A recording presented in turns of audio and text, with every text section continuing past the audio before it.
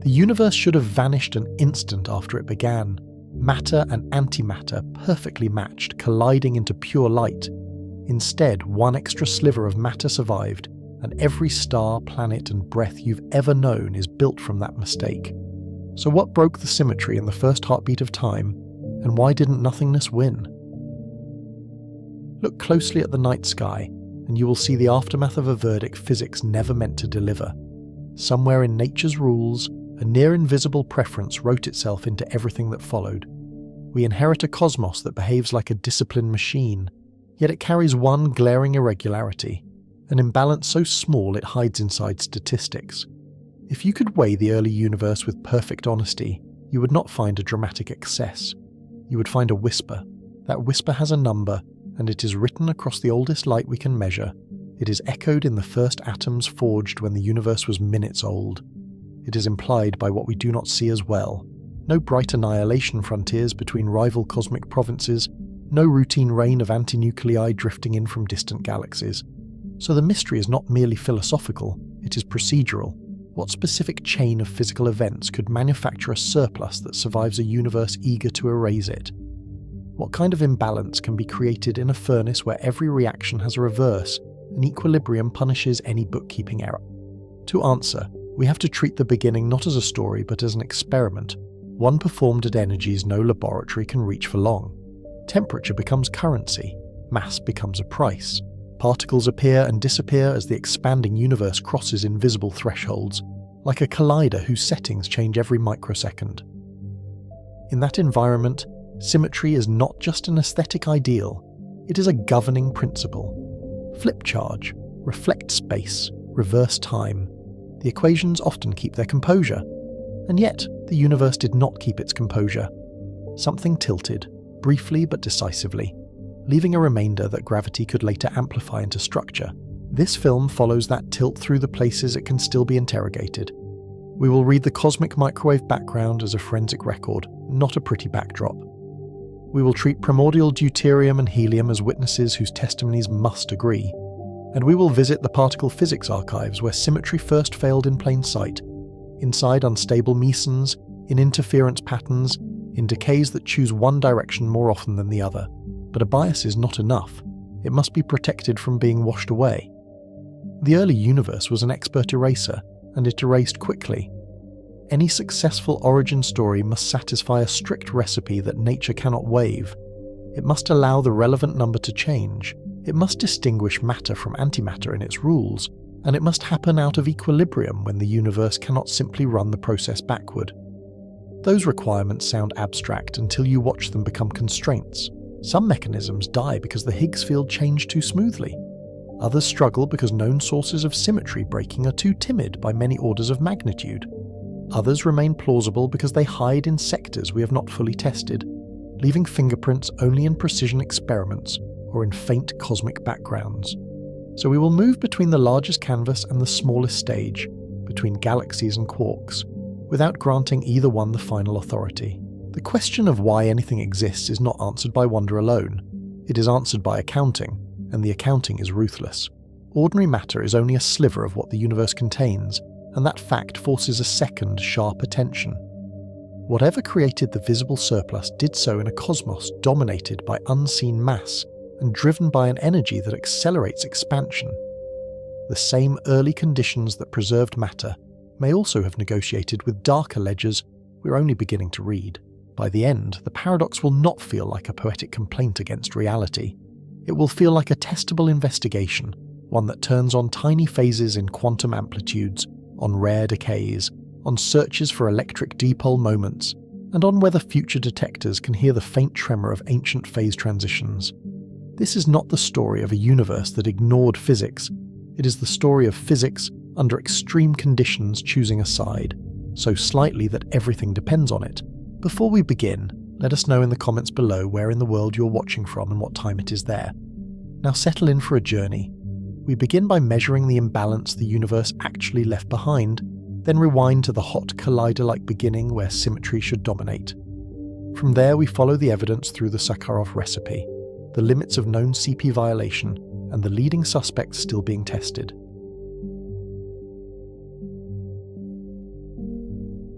Existence is not the obvious outcome of physics, it is the outcome that needs explaining, because the early equations seem to prefer cancellation over persistence. At the beginning, the universe should have been perfectly fair, an accounting system with no bias, no hidden ledger, and no reason to favour one kind of substance. For every particle of matter, a mirror twin of antimatter should have appeared, born in the same heat and governed by the same rules. Antimatter is not science fiction, and it is not a metaphor for the unknown. It has the same inertial mass as matter, but opposite electric charge and opposite quantum numbers, meaning its internal labels are flipped in a precise mathematical way. An electron has a positron, identical in mass yet carrying positive charge instead of negative. A proton has an antiproton, built from antiquarks arranged with opposite quantum bookkeeping, so that the total baryon number changes sign. In the equations, they balance like two sides of a scale, so cleanly in fact that early physicists suspected nature might be exactly symmetric. Paul Dirac's relativistic theory of the electron hinted at antimatter in the 1920s, and Carl Anderson later found the positron in cosmic rays in 1932. When matter meets antimatter, the default ending is annihilation. Mass turns into energy, usually as high-energy gamma rays, because the rest mass of both partners is released in a burst of radiation. This is not a rare exception or an exotic edge case. In the early universe, it should have been the dominant reaction, happening everywhere, all the time, because particles collided constantly in the dense, expanding fireball. Picture that first fraction of a second as a blinding plasma. No atoms, no nuclei, only a churning mixture of quarks, gluons, leptons, and photons. In that environment, creation and destruction were not separate events. They were the same process running forward and backward in rapid succession. So the first paradox lands immediately. If the Big Bang made equal matter and antimatter, it should have made almost nothing else, because nearly every particle would find its opposite and vanish. The universe should have become a bath of light, expanding and cooling, with no atoms left to build stars. The sky, in that alternate history, would be a smooth afterglow. Beautiful, perhaps, but empty of chemistry and structure. And yet the sky is full of matter. Galaxies exist, with spiral arms traced by dust and newborn stars, and clusters of galaxies hang in filaments across the cosmic web. Planets exist with rocky crusts and metallic cores shaped by nuclear reactions in long-dead stars. Chemistry exists because stable atoms survived long enough to bond, and those bonds survived long enough to become biology. Observers exist, and that fact is not merely philosophical. It is a physical clue, because observation requires complex structures that should have been erased by early annihilation. This is not a poetic question about meaning. It is a quantitative mismatch between what symmetry suggests and what the cosmos contains, a mismatch we can express as a number and test against data. The mismatch is small in one sense and enormous in another. It is the difference between a universe with structure and a universe with only radiation, separated by a tiny surplus that changed everything. The numbers make that clear. For roughly every billion photons in the universe, there is about one leftover baryon, a ratio inferred from the brightness pattern of the cosmic microwave background. A baryon is a proton or neutron, the building blocks of ordinary nuclei.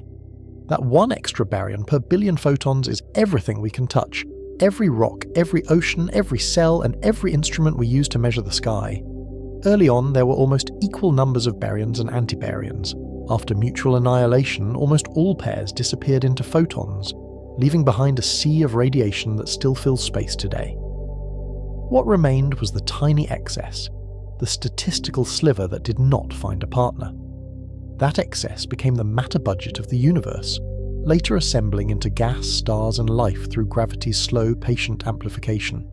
So the problem is not that antimatter is absent, because antimatter is routinely produced in laboratories and in cosmic collisions. The problem is that matter won by a margin that seems too precise to be accidental, especially in a universe that began in near-perfect thermal balance.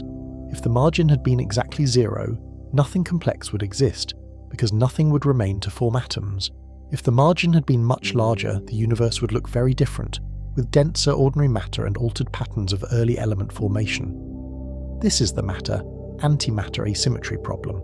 It asks why the early universe produced a slight preference for matter over antimatter, then preserved that preference as the cosmos cooled through multiple phase changes. Physicists give the process a name: Baryogenesis is any mechanism that generates a net baryon number from an initially symmetric state, turning a tie game into a permanent lead. The name is not an answer. It is a label for the missing chapter in the universe's origin story, a chapter written in interactions we may only glimpse through indirect evidence. To understand why this is hard, start with symmetry. Many laws of physics treat matter and antimatter as near-perfect reflections, so close that the differences hide in subtle corners of the standard model. If you swap particles with antiparticles and reverse certain properties, the equations often do not care. That indifference is the trap, because indifference implies that any preference should be temporary, not cosmic. The early universe was also a furnace. Temperatures were so high that particle creation and annihilation happened in rapid equilibrium, driven by collisions energetic enough to convert radiation into matter and back again. In equilibrium, creation and destruction balance, like water molecules evaporating and condensing at the same rate. If the rules are symmetric, the net result stays symmetric, even as the universe expands and the average energy slowly drops. So a lasting asymmetry needs something more than heat and chance. It needs a physical process that breaks the mirror, and it needs that process to operate before annihilation and dilution lock in the final inventory. That brings us to the first key term. Symmetry breaking means the underlying laws allow outcomes that are not perfectly symmetric, even if the equations look almost symmetric at first glance. Sometimes symmetry breaking is obvious, like a magnet choosing a direction as it cools below a critical temperature. Sometimes it is subtle, hidden in rare decays where probabilities differ by fractions of a percent, yet those fractions can matter when the universe is young.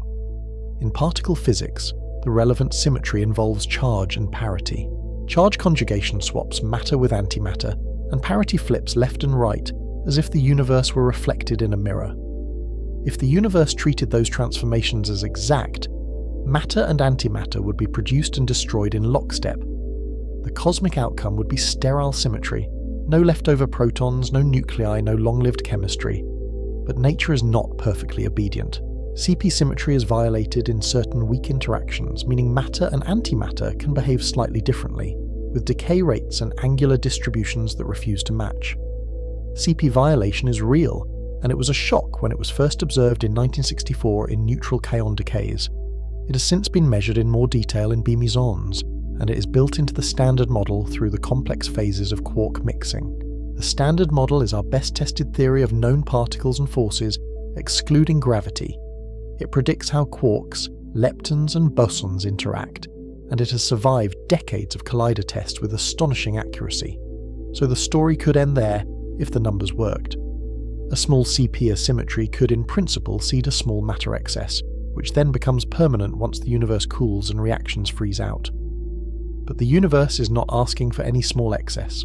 It is asking for a very specific cosmic ratio, preserved across billions of years and visible in the acoustic ripples imprinted on the microwave background. When theorists calculate what standard model CP violation can plausibly generate, it appears too weak. The predicted asymmetry is far smaller than observed, often by many orders of magnitude depending on the assumptions about the electroweak transition. That gap is the tension that drives this documentary. Either we are missing a crucial early universe process, or the standard model is incomplete in a way that matters for the origin of ordinary matter. Before we chase mechanisms, we need to confirm the evidence. How do we know the universe is matter-dominated, rather than a patchwork of matter and antimatter separated into vast domains? If large antimatter domains existed, boundaries would glow, because matter and antimatter would annihilate at the interfaces, producing distinctive gamma-ray signatures. Those signatures would not be subtle. They would trace the borders like luminous scars across the sky. We look for that glow in the diffuse gamma-ray background. We do not see the patterns expected from nearby domain walls, and the smoothness of observed backgrounds constrains how close such regions could be. We also look for antimatter nuclei in cosmic rays. A stray positron is not enough, because positrons can be produced in ordinary astrophysical collisions, such as supernova shocks or pulsar magnetospheres. The clean signal would be antinuclei like antihelium, because building an antinucleus requires multiple antinucleons to assemble, which is extraordinarily unlikely in routine cosmic interactions. Experiments search for them with magnetic spectrometers in space, bending charged particles to read their sign and momentum. So far, the results place strong limits. They suggest that the observable universe is overwhelmingly matter, not a balanced mosaic, and that any antimatter regions must be extremely distant or extremely scarce. This does not prove antimatter is nowhere. It shows that if antimatter regions exist, they are far beyond our cosmic horizon, or so isolated that their annihilation light cannot reach us in detectable strength. So we return to the early universe because the asymmetry seems universal. Whatever tipped the balance did so before galaxies formed, before stars ignited, and before the first stable nuclei became common. That is why cosmology and particle physics collide here. The largest system we can observe carries evidence of the smallest scales, because early microphysics set the initial conditions for everything that followed. The next backbone concept is the Sakharov conditions. In 1967, Andrei Sakharov laid out 3 requirements for generating a baryon asymmetry, turning the mystery into a checklist that any successful theory must satisfy. First, baryon number must not be strictly conserved. If baryon number is sacred, you cannot create a net excess from 0, no matter how clever the dynamics become. Second, C and CP symmetries must be violated. If matter and antimatter are treated identically, any baryon creation is mirrored by antibaryon creation, and the net result returns to 0. Third, the universe must depart from thermal equilibrium. In equilibrium, forward and reverse reactions cancel, erasing any net production, because detailed balance acts like a cosmic eraser. These conditions are not optional. They are the minimal checklist for turning a symmetric beginning into an asymmetric outcome, and they explain why the problem is both deep and tightly constrained. The standard model satisfies parts of this checklist, at least in principle. It has CP violation, and it allows baryon number violation through non-perturbative effects associated with the electroweak force, processes that are rare today, but could have been active in the early heat. But the third condition is where cosmology matters. The universe cools as it expands, and phase transitions can drive it out of equilibrium, creating environments where reaction rates cannot keep up with the changing background. One candidate moment is the electroweak epoch, when the Higgs field settled into its present state and particles acquired mass. Visually, imagine a field filling all space, changing its character, like a landscape freezing into a new pattern, so that the rules of motion abruptly shift. If that transition were violent enough, it could have provided the needed departure from equilibrium. In the standard model, it seems too smooth, more like a crossover than a sharp bubble-forming transition that would strongly separate phases. So the puzzle sharpens. We have a recipe, but the known ingredients do not seem strong enough, and the universe's measured ratio demands a mechanism that works efficiently under early conditions. That is why new physics enters the conversation. Extra sources of CP violation, new particles or new phase transitions could amplify the effect, leaving faint fingerprints in precision measurements, even if the particles themselves are long gone. Neutrinos might matter because they are abundant and strangely light, hinting at physics beyond the simplest standard model picture. Heavy particles in the early universe might decay asymmetrically, and hidden sectors might tilt the balance without leaving easy traces in ordinary detectors. But Chapter 1 is not the place to choose a favourite. It is the place to frame the mystery as a measurable deficit in antimatter, and to show why that deficit is not an interpretive choice. The key is that the asymmetry is not guessed from philosophy. It is inferred from cosmological observations that count matter and radiation, turning the sky into a data table. The cosmic microwave background measures the density of ordinary matter with high precision, because baryons affect how sound waves move through the primordial plasma. Big Bang nucleosynthesis cross-checks that density through light element abundances, since the early expansion rate and baryon density determine how much deuterium and helium can form. Together they imply the same story. The universe contains a small baryon density compared to its photon density, and that ratio is consistent across time, as if it were stamped into the cosmos and carried forward. So the matter budget is not just inventory. It is a fossil record, preserving information from the first second after the Big Bang, when the universe was young enough for particle physics to set the terms of everything else. If we can explain that 1 extra baryon per billion photons, we explain why any atom survived the annihilation era. If we cannot, then our most successful particle theory is missing a key feature of reality, and the missing feature is written into every star. The universe is telling us that symmetry was broken, and we must find how. It is telling us that the mirror was slightly flawed, just enough to leave a residue of matter, but not enough to be obvious without careful measurement. Now we tighten the focus. The early universe was not only hot, it was simple, with few relevant parameters and well-defined physical laws, which makes it a kind of natural experiment with controlled initial conditions. That makes it a laboratory, even though we cannot rerun it. We can calculate what should happen, then compare with what the sky still remembers, using modern detectors as translators of ancient events. The question becomes operational. What interactions in the first instance could satisfy the Sakharov conditions strongly enough to match the observed asymmetry, while remaining consistent with everything else we have measured? And the stakes become clear. This is not a footnote about antimatter. It is the reason there are stars instead of only photons, and the reason the universe has long-lived complexity rather than a brief flash. So we rewind. We treat the cosmos as a particle physics experiment at impossible energies, and we follow the trail of broken symmetry into the first heartbeat of time, where a tiny imbalance decided the fate of everything that came after.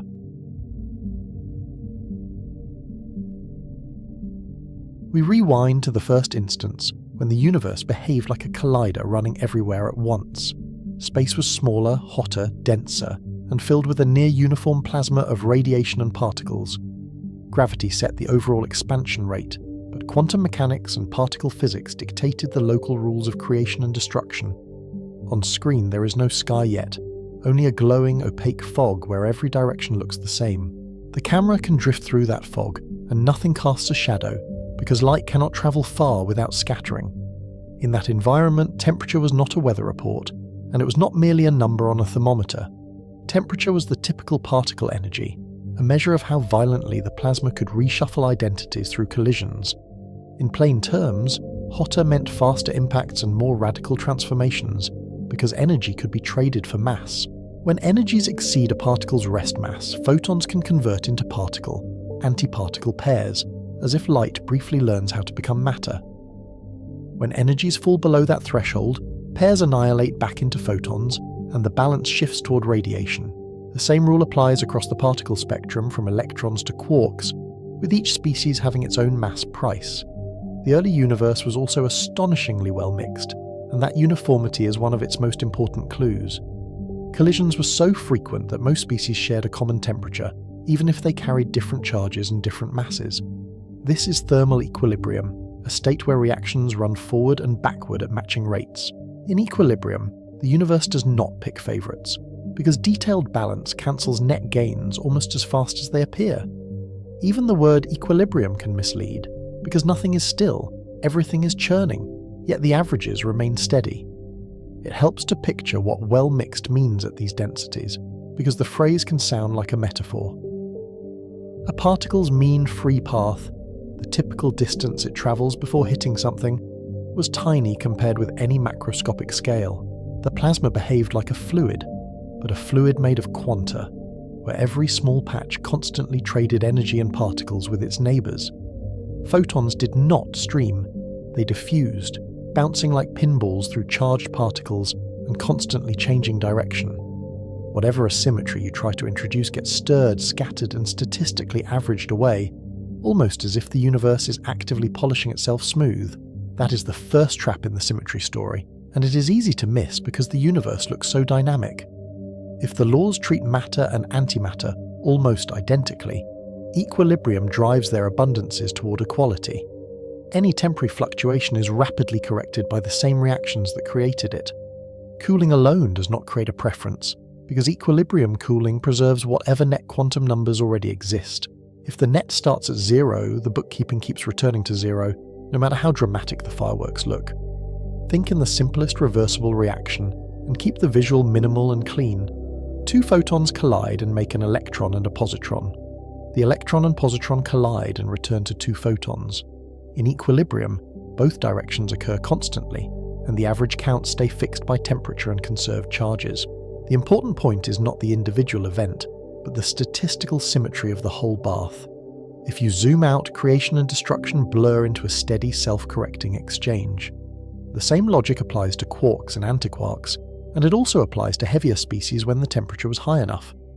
At very early times, the plasma contained a zoo of particles, including short-lived states that modern colliders can only glimpse for tiny fractions of a second. Some of those species were unstable, yet instability did not matter while the bath could recreate them as fast as they decayed. The universe was not keeping particles. It was sampling them like a thermal lottery that redraws the cast every heartbeat of time. As the universe expanded, the average energy dropped, and species became harder to produce. Yet equilibrium kept the accounting consistent until reaction rates could no longer keep up. So the early universe becomes a timeline of thresholds, almost like a descending staircase in energy. Each time the temperature falls below a mass scale, pair production becomes rare, because typical collisions no longer carry enough energy to pay the rest mass entry fee. Annihilation continues because existing particles can still meet their antiparticles. The result is a rapid depletion of that species, unless some asymmetry protects a leftover population. Visually, the particle zoo thins, and the screen's palette shifts from exotic flashes to a smaller set of familiar actors. This is where the phrase annihilation era becomes concrete, and it becomes visual in a way that is hard to forget. Matter and antimatter were not separate cosmic regions, divided by vast boundaries. They were interpenetrating components of the same plasma, colliding constantly in every cubic centimetre. If the net baryon number were exactly 0, annihilation would proceed until almost no baryons remained. The annihilation is not a single moment, but a sustained cleanup, as pairs disappear and their mass energy returns to the radiation bath. But the universe did not end as pure light, and that is the observational fact that forces the mystery. Something survived, and survival requires a mechanism that changes the bookkeeping before equilibrium can erase it. Chapter 1 framed the outcome as 1 extra baryon per billion photons. Chapter 2 explains how the furnace processes that surplus and when it becomes locked in. The question is not whether annihilation happened, but why it stopped with a tiny remainder instead of a perfect cancellation. First, we need the collider intuition, because it anchors the rest of the timeline. In a laboratory collider, beams meet at high energy and produce showers of short-lived particles, which then decay into more stable remnants. In the early universe, there were no beams, only a thermal bath. Yet the effect is similar, because random collisions at high energy explore the same particle physics, only without a preferred direction. The whole cosmos is the detector volume, and every point is an interaction point. The key difference is that the universe cools while it runs, and the cooling is built into space itself. The expansion stretches wavelengths and lowers energies, reducing collision rates over time. Early on, interactions were fast compared to expansion, so equilibrium held tightly. Later, expansion outran reactions, and the plasma fell out of equilibrium. That competition between microscopic reaction rates and the Hubble expansion rate is the clock that sets the cosmic schedule. This falling out is freeze-out, a phrase that sounds gentle but describes a sharp change in control. Freeze-out happens when a reaction rate drops below the Hubble expansion rate, meaning the universe expands faster than particles can find partners and react. Once that happens, the reaction cannot maintain equilibrium abundances. The number density of a species then evolves mostly by dilution from expansion, not by continued creation and annihilation. In equations, it is a race between interaction timescales and the time it takes the universe to double in size. You can visualize freeze-out as a dance floor that suddenly grows, while the dancers keep the same speed. At first, everyone finds partners easily, and the pattern stays balanced. As the floor expands, partners become harder to find, and the choreography breaks. The universe does not stop interacting, but it stops keeping perfect statistical score. On screen, the collisions thin out, and the once continuous glow begins to show individual streaks and gaps. Freeze-out is often misunderstood as a generator of asymmetry, and that misunderstanding matters because it sounds like an easy solution. It is not a generator by itself. Freeze-out is a preserver, because it can stop reactions that would otherwise erase an existing imbalance. If the net baryon number is already slightly positive, freeze-out can protect that sign. The crucial idea is that preservation is not creation, even if the result looks like a sudden appearance of matter. To see why, imagine a tiny excess of quarks over antiquarks, one extra quark for an enormous sea of pairs. In equilibrium at high temperature, pairs are constantly created and destroyed, but the net excess is conserved if baryon number is effectively conserved. As the temperature drops, pair creation shuts off first, because it is the expensive direction. Annihilation then removes almost all pairs but it cannot remove the excess without violating the conserved net number. The annihilation is ruthless, yet it is constrained, like a shredder that cannot destroy the last page because it is locked behind a rule. So annihilation does not necessarily drive the net to zero, even though it looks like a universal eraser. It drives the symmetric part to zero, leaving behind the asymmetric residue. The residue is small compared to the initial total, but it is durable once the symmetric population is gone. What remains is not a thriving crowd of baryons, but a thin statistical remainder that suddenly becomes everything. If you could plot it, the total baryon count plunges, while the net difference stays almost flat. This is the second trap, and it is more subtle than the first. Cooling makes the universe simpler, but it does not explain why the residue was not exactly zero. A perfectly symmetric beginning plus equilibrium plus cooling yields a universe with almost no baryons at all. The fact that any residue exists points back to earlier physics that created a net baryon number. The thermal story can explain amplification, but it cannot explain the initial tilt. Now we place the key epochs in order, starting from fractions of a second onward, where the thermal story becomes testable. At extremely early times, the universe was hot enough that quarks and gluons were not confined into protons and neutrons. This is the quark-gluon plasma, a state where color charges roam freely in a dense medium. In modern heavy ion experiments, we recreate hints of this phase, and the data suggest it behaves like a nearly perfect fluid. Thick, strongly coupled, and surprisingly collective. The visual can echo those experiments, with ripples and vortices in a luminous liquid that is made of fields rather than molecules. As the temperature fell to around 100 MeV, the strong force changed the rules in a dramatic transition. Quarks became confined into hadrons, mostly protons and neutrons and their antiparticles, along with abundant pions. This hadronization is not merely a naming change, because it reorganizes how baryon number is carried and how annihilation proceeds. The screen can shift from a smooth quark soup to a granular storm of composite particles, blinking into existence as bound states. It is as if the universe suddenly develops grains, because confinement forces quarks into discrete packages. After hadronization, baryons and antibaryons were abundant, but the universe was cooling quickly and expanding relentlessly. Proton, antiproton annihilation produced pions and photons, feeding energy back into the radiation bath. Neutron, antineutron annihilation did the same with similar efficiency. The annihilation products were not quiet. They cascaded into lighter particles, which then scattered, thermalized, and kept the plasma hot. In a visualization, each annihilation is a brief flash that blooms into a spray, then fades as the energy is redistributed. If there had been equal numbers, annihilation would have continued until baryons were exponentially rare. Suppressed by the Boltzmann factor as the temperature fell, the remaining universe would be radiation-dominated, with only trace leptons to balance charge. There would be no stable nuclei, no atoms, and no later chemistry.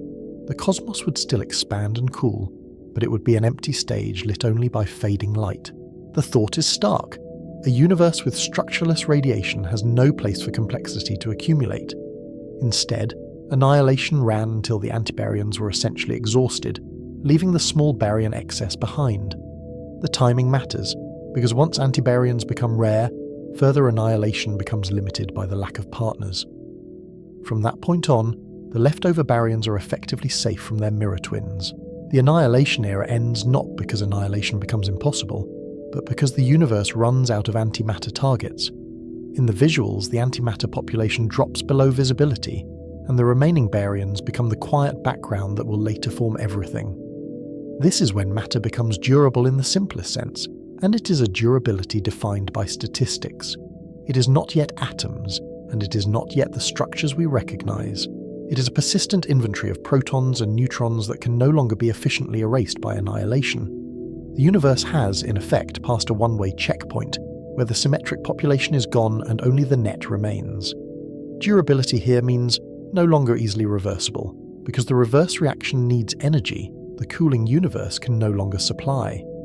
Yet even protons and neutrons are not the final cast, and the next stage is controlled by the weak interaction. Neutrons are unstable in isolation, and they decay with a lifetime of about 15 minutes. In the early universe, neutrons and protons also interconvert through weak interactions involving neutrinos and electrons. Those reactions remain fast until the temperature drops to around an MeV, when the expansion becomes too rapid for the weak force to keep up. This is another freeze-out, and it is driven by the same competition between reaction rates and cosmic expansion. That later freeze-out sets the neutron-to-proton ratio, and it leaves a measurable fingerprint on the elements. Once weak interactions fall out of equilibrium, the ratio stops tracking temperature, and it stops being continually adjusted by neutrino-driven reactions. Neutrons then decay until they are captured into nuclei. This is a separate freeze-out from baryon annihilation, but it shapes what the surviving baryons become. The universe is now choosing not between matter and antimatter, but between hydrogen and helium, and the choice is made by timing. A few minutes after the beginning, the universe enters Big Bang nucleosynthesis, and the visuals can finally show construction instead of cancellation. Protons and neutrons fuse into deuterium, helium, and small traces of lithium. This only works because the baryon density is not zero, and because the expansion rate allows nuclei to form before the plasma becomes too dilute. It also only works because the universe cools past the deuterium bottleneck, when fragile deuterium can survive long enough to build heavier nuclei. Before that moment, high-energy photons act like a constant hammer, breaking deuterium apart as fast as it forms. Big Bang nucleosynthesis is sensitive to the baryon-to-photon ratio in a way that is almost counterintuitive. With too few baryons per photon, deuterium is harder to build and easier to destroy, because energetic photons keep breaking it apart. With too many baryons, fusion proceeds more efficiently, shifting the final abundances toward helium and away from leftover deuterium. The observed light element ratios therefore encode the early baryon density, as if the universe left behind a chemical receipt. Historically, this was one of the first moments when cosmology became quantitative, because predicted abundances could be compared with telescopes. After nucleosynthesis, the universe remains a hot plasma for hundreds of thousands of years, and the story becomes one of light trapped in matter. Electrons cannot bind to nuclei because energetic photons immediately ionize any atoms that form.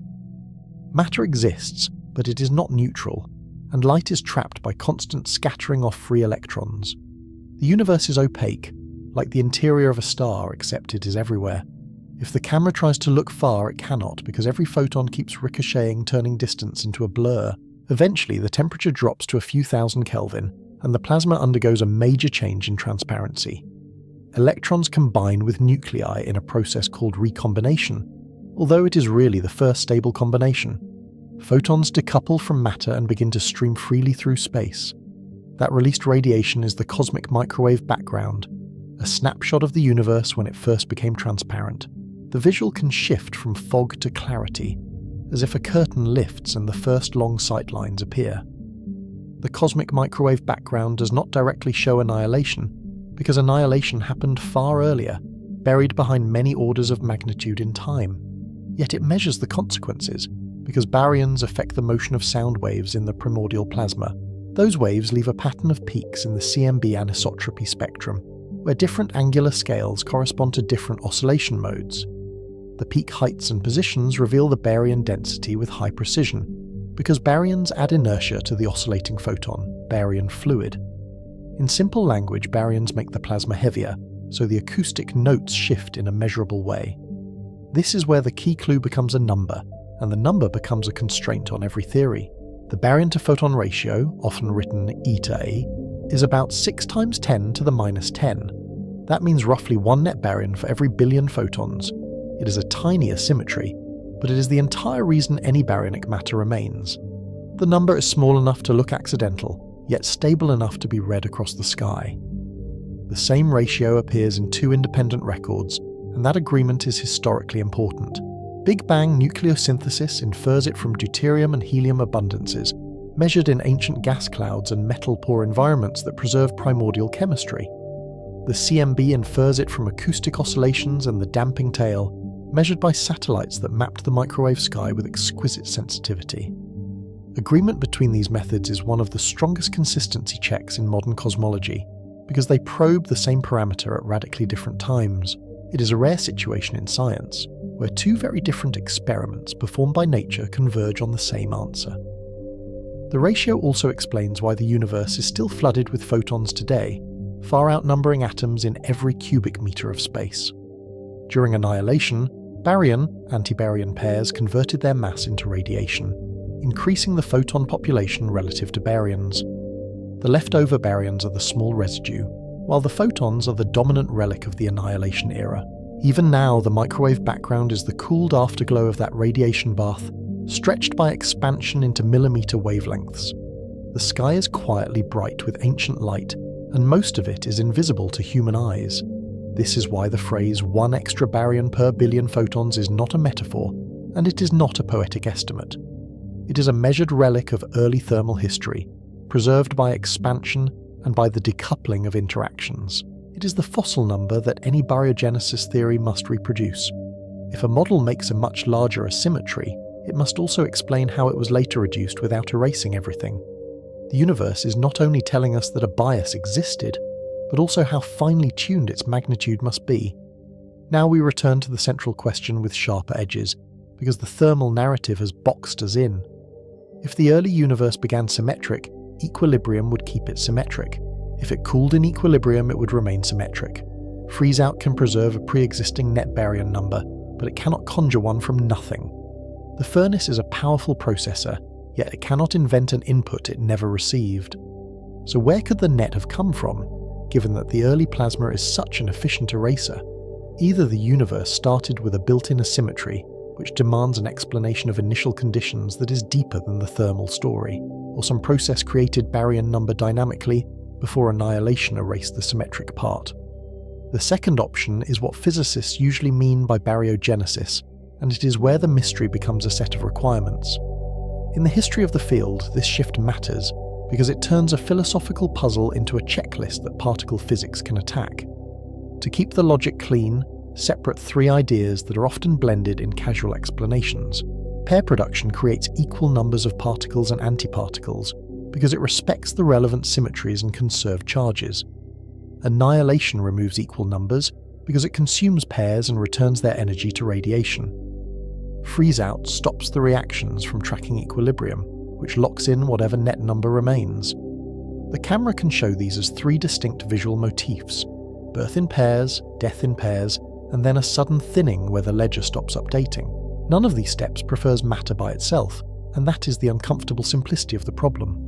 They are symmetric operations applied to symmetric rules, like a perfectly fair coin flipped an astronomical number of times. If the outcome is asymmetric, the asymmetry must enter through a symmetry-breaking ingredient, not through the cooling schedule alone. The furnace can magnify a bias, but it cannot write the bias into existence. That is the core tension. The universe is both dynamic and conservative, creative and yet constrained. This is also why simply waiting does not help, even though time feels like it should change things. Expansion dilutes both matter and antimatter together, and it redshifts photons, but it does not change net baryon number. If the net was zero, dilution would leave zero. If the net were positive, dilution would leave a smaller density but the same sign. Time changes densities and temperatures, but it does not change the fairness of symmetric rules. The early universe therefore acts like a strict accountant, and the metaphor is more than narrative. Equilibrium enforces fairness, because forward and backward reactions cancel. Annihilation enforces cancellation, because pairs disappear together.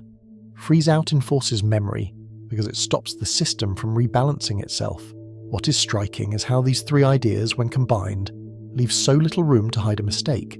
There is a subtlety here that matters for later chapters, and it is worth stating with care. Some processes can violate baryon number, and some can violate CP symmetry, and some can happen out of equilibrium. If those three ingredients align, the net baryon number can change from zero to non-zero. Without that alignment, the plasma remains a fair game that ends in near-total cancellation. This triad is not arbitrary.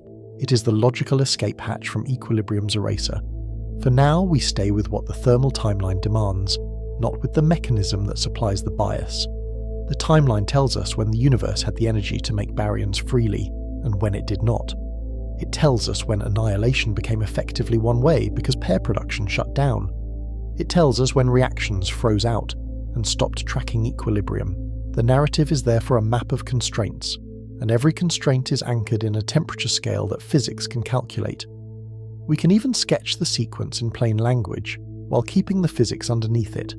At the highest temperatures, Everything that can exist does exist, constantly created and destroyed. As the universe cools, heavy species disappear first, leaving lighter ones behind.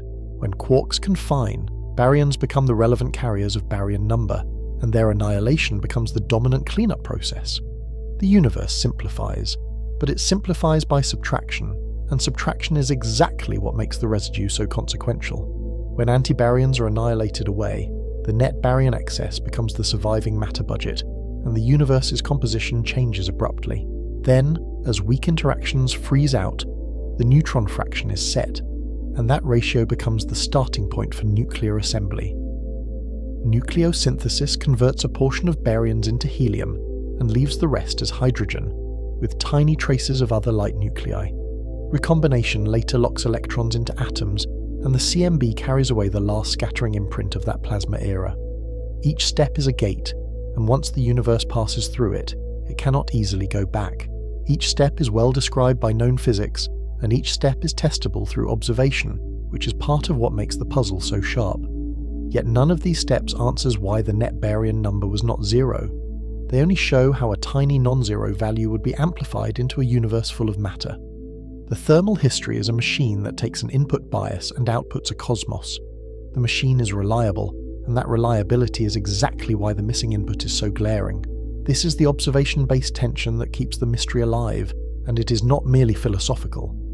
A zero asymmetry produces a universe of radiation with no atoms and no chemistry. A tiny positive asymmetry produces galaxies, stars, and observers, even though the surplus is only 1 part in a billion. How small can a cause be, and still determine everything we later call structure? When you look at a night sky filled with stars, you're really looking at the consequence of a statistical rounding error that never got rounded away. So the early universe is not only a furnace, and it is not only a collider, it is a filter that turns a microscopic bias into a macroscopic fate, because it annihilates almost everything and then preserves the residue with ruthless efficiency. The drama is not in the size of the surplus, but in how completely the universe eliminates the rest. The visuals can linger on that contrast, near total destruction followed by quiet persistence, because it is the emotional core of the physics. The collider analogy becomes more than a metaphor here, because it connects our instruments to the sky. In a collider, we learn laws by smashing particles and counting what survives. In the early universe, nature did the smashing for us, and the survivors are the protons in every atom. The photons are the debris field, still visible as the microwave background, cooled to a few degrees above absolute zero. In that sense, every microwave detector is also a kind of archaeological tool, reading the ash of an ancient reaction. The baryon to photon ratio is therefore a clue and a constraint, and it plays both roles at once. It tells us the size of the bias that existed before annihilation completed.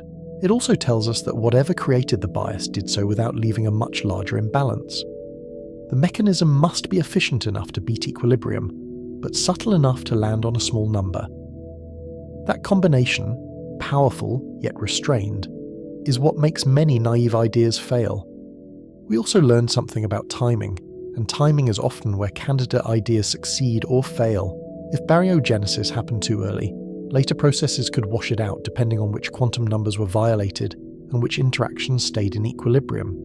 If it happened too late, after annihilation and key freeze-outs, there would be too little time and too little energy to build the observed baryon density. The bias must be created in a window where the universe is hot enough to rearrange quantum numbers, yet not so equilibrated that the bias is erased. The window is narrow and the universe's own history draws its edges. That window is the target of the next chapters, and it narrows the search without naming a culprit yet. It points toward epochs like the electroweak era, or toward heavy particle decays in the early thermal bath, or toward mechanisms tied to neutrinos. But before we name candidates, we need the viewer to feel why equilibrium is the enemy of asymmetry. The same statistical power that makes cosmology predictable is what makes the origin of matter difficult. Predictability here is not comfort, it is pressure, because it leaves fewer loopholes. Equilibrium is powerful because it is forgetful, and that forgetfulness is almost a physical principle. It does not care how a state was reached, only what conserved quantities constrain it. If baryon number is effectively conserved and starts at zero, equilibrium keeps it at zero. If baryon number can change but CP is exact, equilibrium still drives the net towards zero, because every process is balanced by its mirror. The universe, left to its own symmetric habits, keeps returning to neutrality. Only when the universe departs from equilibrium can a CP-violating bias be converted into a lasting net number. That is why freeze-out and decoupling matter, even though they do not create the bias. They provide the moment when the universe stops erasing its own history. The plasma becomes less like a self-correcting ledger, and more like a record that can keep a mistake. The question becomes, what wrote the mistake, and why did the universe decide to keep it? So we end this chapter with the inventory in hand, and with the observational constraints clearly stated. The universe contains a tiny baryon excess quantified by ETA around 6 × 10 to the -10. That number is measured in the CMB and cross-checked by primordial element abundances.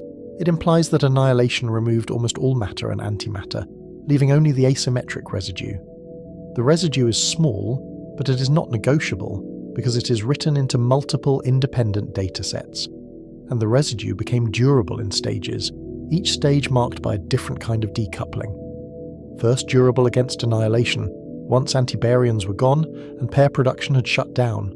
Then durable as nuclei, once nucleosynthesis locked neutrons into helium before they could decay away.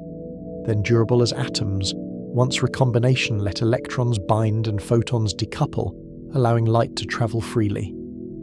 In each stage, the universe crosses a threshold where reversal becomes impractical, not because it is forbidden, but because the conditions are gone.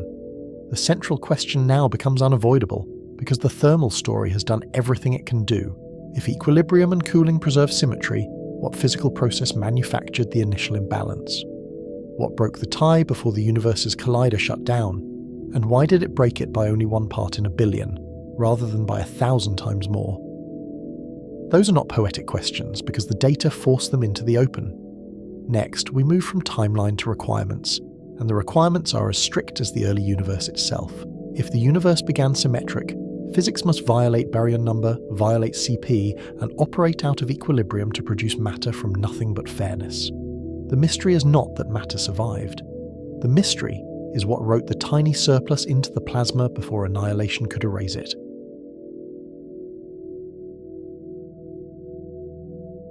We have the number, and it is stubborn, because it survived the most violent bookkeeping the universe ever performed. 1 extra baryon per billion photons made it through the annihilation era, and that vanishingly small remainder became everything solid we see. It is a ratio you can write on a napkin, yet it dictates the existence of stars, chemistry, and memory. In the first seconds, matter and antimatter were not separate kingdoms, but interlocking populations in a hot plasma. Particles and antiparticles met, annihilated into light, and were reborn from light again, as long as temperature kept the energy budget high. The photon bath was not background decoration, it was the dominant currency, constantly paying for new pairs. When the universe cooled, pair creation slowed, annihilation kept going, and the balance sheet should have closed. If the early universe started perfectly symmetric, that leftover should be exactly zero, not merely small. The question becomes procedural, not philosophical, because physics is a set of rules applied repeatedly under extreme conditions. What rules let something persist when symmetry prefers cancellation, and when equilibrium tries to erase every advantage? What microscopic one-way street could exist inside equations that otherwise look reversible? In 1967, Andrei Sakharov wrote the checklist for Baryogenesis, and he did it with the clarity of a theorist thinking like an investigator. He was working in an era when particle physics was consolidating, and cosmology was only beginning to become quantitative. 3 conditions are required, no matter the model's details, because each condition blocks a different kind of cosmic undo button. If any one fails, the universe returns to a tie, and the tie is lethal to matter. Think of it as a forensic recipe, assembled after the fact from the evidence we cannot ignore. We have the crime scene, a matter-dominated cosmos, mapped by galaxies and measured by the cosmic microwave background. We have the residue, a tiny baryon excess, inferred from primordial element abundances, and the photon bath that still fills space. The same early minutes that forged helium also locked in the baryon to photon ratio, leaving a signature we can still read. Now we identify which physical ingredients could have produced it. First condition, baryon number must be violated. Baryon number is a bookkeeping label, not a substance, and that distinction matters because labels can fail. Protons and neutrons carry baryon number +1, as do any composite baryons built from 3 quarks. Antiprotons and antineutrons carry baryon number -1, and their existence is not hypothetical. We make them routinely in accelerators. In detector images, they curve the wrong way in magnetic fields, a visual reminder that the sign is real. Quarks carry baryon number 1/3 because 3 quarks make 1 baryon, and the arithmetic keeps the ledger consistent. Antiquarks carry -1/3, so a quark-antiquark pair sums to 0, as symmetry would like. In ordinary reactions, the total baryon number before and after is unchanged, which is why baryon conservation feels like a law. It is reinforced by experience, because stable matter seems to keep its identity through every chemical and nuclear reshuffling. That conservation looks absolute in the laboratory, because it works in almost every experiment we can do at accessible energies.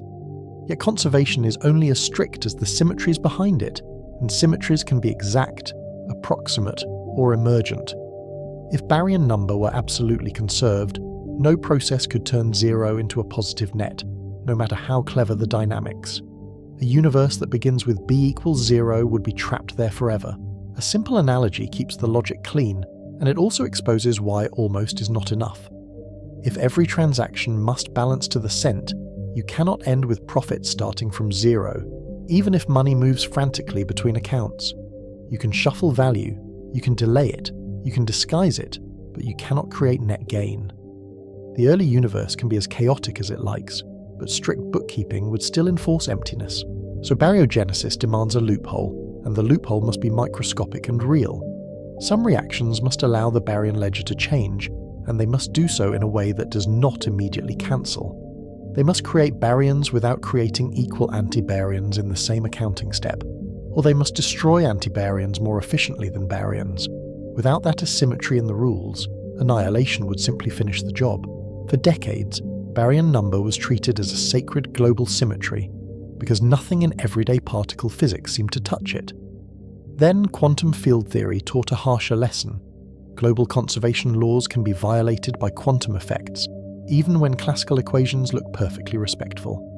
The Standard Model contains a subtle loophole, and it hides in the electroweak sector. It is not a bolt-on exception, but a consequence of how gauge fields behave when you quantize them. At the classical level, baryon and lepton numbers look conserved, and the Standard Model's Lagrangian seems to honour them. At the quantum level, the electroweak theory has an anomaly, meaning a symmetry of the classical action fails once quantum fluctuations are included. The violation is not arbitrary, it is dictated by the topology of the gauge fields. In plain terms, the fields can twist in ways that change what conserved means. This is not a violation you see in a single Feynman diagram, because it is not a single particle trick. It is a collective effect of gauge fields, tied to the structure of the electroweak vacuum, where vacuum means the lowest energy field configuration. The vacuum is not one state, but a landscape of distinct sectors, separated by energy barriers. Even emptiness has structure when fields are the fundamental actors. Those sectors are labelled by an integer called a topological winding number, which counts how the gauge fields wrap around their configuration space. Moving from one sector to another is like changing a knot's topology. You cannot do it by small, smooth deformations. In quantum theory, tunneling can connect them, but tunneling rates at low temperature are minuscule. The universe today is too cold and the barriers are too high for such changes to matter. Transitions between those sectors change baryon and lepton number together, and they do it in a very specific pattern.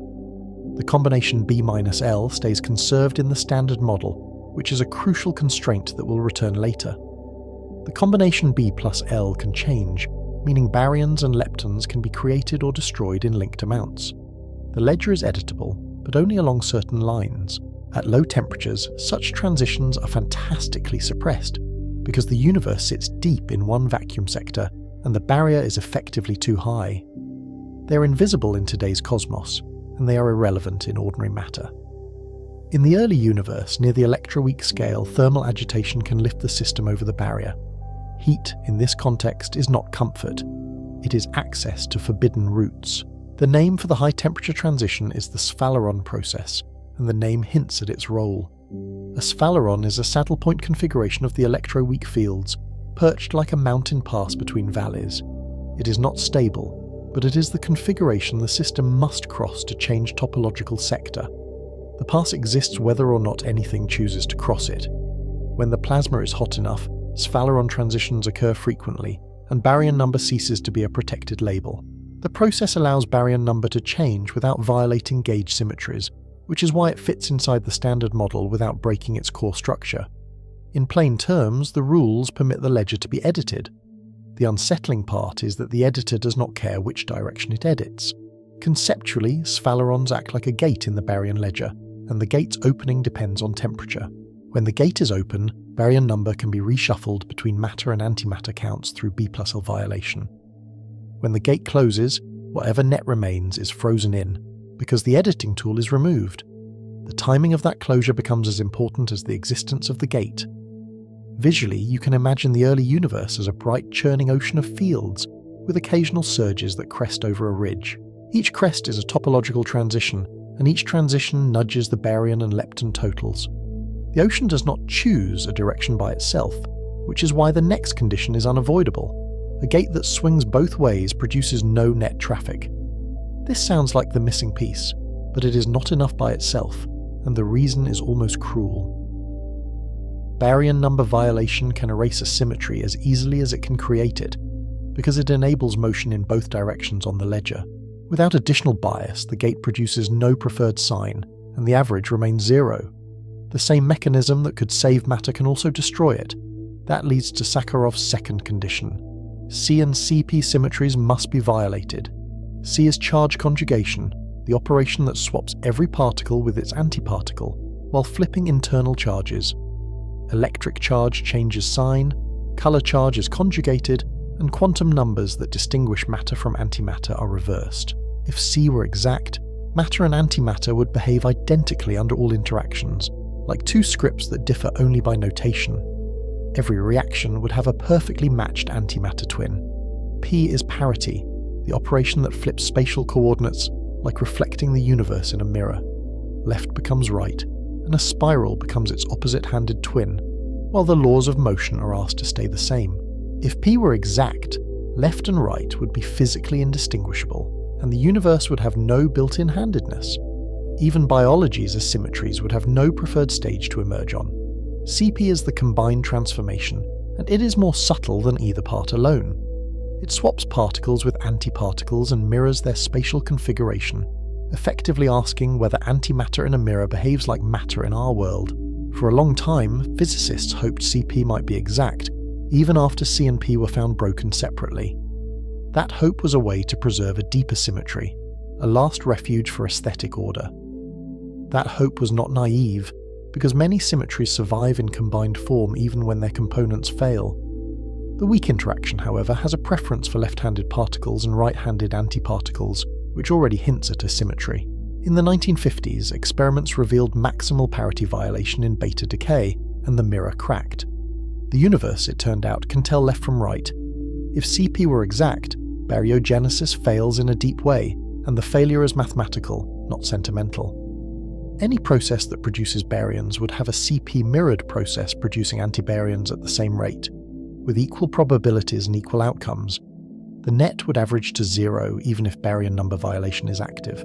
A symmetric coin, flipped long enough, cannot prefer heads. An analogy helps without softening the claim, because the logic is mechanical. Imagine a factory that makes bolts and mirrored bolts from the same raw stock, with a perfectly symmetric machine. If the machine is perfectly aligned, every production bias is cancelled by an equal mirrored bias, and inventory stays balanced. You can increase production, but you cannot change the sign of the difference. CP violation is the factory's misalignment, and it can be tiny while still being decisive. It allows matter and antimatter to have slightly different probabilities in decay, scattering, or conversion processes. It does not need to be large per event, but it must be real, and it must operate when baryon number can still change. In a universe that repeats reactions trillions of times, small biases can accumulate. Nature does violate CP, and the first clear evidence came in 1964, in neutral kaon decays. Kaons, made of a strange quark and a down antiquark or their conjugates, can oscillate between particle and antiparticle states. In that delicate interference pattern, the weak interaction refused to respect the combined mirror and antimatter swap. The effect was subtle, but it was unmistakable, and it demanded new thinking. The discovery mattered beyond kaons because it proved that the universe distinguishes between a process and its CP image. It also arrived in the same era as Sakharov's proposal, turning a theoretical checklist into an experimental possibility. The message was unsettling. Symmetry is not guaranteed, even when it feels aesthetically necessary. The laws can carry a hidden preference, like a faint tilt in a supposedly level floor. In the standard model, CP violation enters through complex phases in mixing matrices, which encode how weak interactions couple to different flavors. For quarks, that matrix is the CKM matrix, named for Kabibo, Kobayashi, and Maskawa. It describes how the weak force mixes quark flavors when they change type through W boson exchange.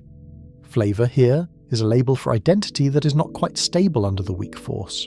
The key is that the CKM matrix can contain an irreducible complex phase, and irreducible is the crucial word. You can redefine quantum fields by multiplying them by phases, and many complex numbers can be rotated away. One phase remains, and that leftover phase produces measurable differences between certain matter and antimatter decay chains. It is a mathematical remainder with physical consequences. Those differences show up as asymmetries in decay rates, in interference between mixing and decay, and in time-dependent patterns that require careful statistics. Experiments have confirmed CKM-CP violation in many systems, and they have mapped it with increasing precision. Kaons show it in mixing and decay, while B-mesons show it in striking time-dependent asymmetries. The pattern is coherent, which is exactly what a real phase should produce. In the lab, these measurements are not cinematic explosions, but patient counting under controlled conditions. You produce millions or billions of mesons, you track their decay products in layered detectors, and you compare the behavior of particles and antiparticles. The asymmetry is small, but it is repeatable, and it is written into the data like a faint watermark. Precision here is the drama, because the effect is hiding in the 4th or 5th decimal place. Yet the cosmic question is not whether CP violation exists, because we already know it does. The question is whether it is strong enough, early enough, and connected to baryon number violation in the right way. A CP violating phase can be real and still be cosmologically irrelevant if it cannot bias the right reactions at the right epoch. The universe does not reward elegance if the timing is wrong. Here the standard model begins to look suspiciously weak, and the weakness is quantitative. The CKM phase is real, but its effects are often suppressed by small mixing angles and mass hierarchies among quarks. When translated into early universe baryogenesis, the resulting asymmetry is typically far too small to explain the observed 1 in a billion excess. It is the difference between having a lever and having a lever long enough to move the world. The mismatch is not a factor of 2, which would invite optimism and parameter tuning. In many estimates, it is orders of magnitude depending on how the electroweak epoch is treated and how efficiently asymmetry survives washout. The universe seems to demand more CP violation than quarks can provide, or at least more accessible CP violation. The numbers once again are stubborn. There is also the neutrino sector, and it keeps the case open without resolving it. Neutrinos mix through the PMNS matrix, analogous to CKM, and that mixing is large in a way quark mixing is not. If neutrinos violate CP, the PMNS matrix can carry its own complex phase, and possibly additional phases if neutrinos are Majorana. A large phase here would not be a minor correction, it would be a new reservoir of asymmetry. Neutrino CP violation is not yet pinned down with the same precision, partly because neutrinos are elusive and interact weakly. Current and next-generation experiments aim to measure it through oscillation differences between neutrinos and antineutrinos as beams travel hundreds of kilometers through Earth. In visuals, it is a ghostly journey, particles passing through rock as if it were fog, then leaving a few telltale flashes in distant detectors. If a large phase exists, it could matter, and it could hint at deeper asymmetries, but neutrino CP violation alone does not automatically create baryons, because baryon number is not lepton number. It would need a bridge mechanism, often involving lepton number first and then conversion through sphalerons. That is why leptogenesis is a leading suspect in many theories, because it uses known electroweak tools while adding new ingredients only where the standard model already looks incomplete. It is a strategy that respects the existing architecture while admitting it may need an extension. Sakharov's third condition now becomes the hinge. The universe must depart from thermal equilibrium. Equilibrium is the great eraser, and it is more powerful than it sounds because it is enforced by statistics. In equilibrium, every reaction runs forward and backward at matching rates, and the system forgets how it got there. Detailed balance drives the plasma toward maximum entropy subject to conserved charges, and any temporary advantage is paid back. Even a biased decay can be neutralized if inverse processes remain available. If baryon number violation and CP violation occur in equilibrium, the net asymmetry still vanishes, even though individual events can look biased. CPT symmetry and detailed balance enforce cancellations when the system has time to explore all microstates fairly. Any temporary excess is washed out by inverse reactions, and the ledger returns to zero. The universe, given enough time, audits itself. A practical analogy makes the point, because the early universe is a fluid in every sense that matters. If you stir cream into coffee continuously, any swirl pattern disappears and the cup becomes uniformly tan. Only when stirring stops, or when conditions change faster than mixing can smooth them out, can a pattern persist. Out of equilibrium physics is the moment the spoon lifts and the swirl freezes into history. Out of equilibrium physics provides time's arrow in the plasma, and time's arrow is what makes a bias stick. It creates a moment when the universe cannot undo what it just did because the reverse pathway is no longer available. It turns a small CP bias into a lasting net number, and it protects that number as the environment evolves. Without that protection, asymmetry is only a fluctuation. The expanding universe naturally drives systems out of equilibrium because expansion cools the plasma and dilutes particle densities. Reaction rates depend on temperature and density, while the expansion rate is set by gravity and the energy content of the cosmos. If the background changes faster than interactions can keep up, equilibrium breaks and freeze-out occurs. Cosmology, in this sense, is a race between interaction clocks and the Hubble clock. Freeze-out is a familiar theme in cosmology, and it is the same logic that sets relic abundances.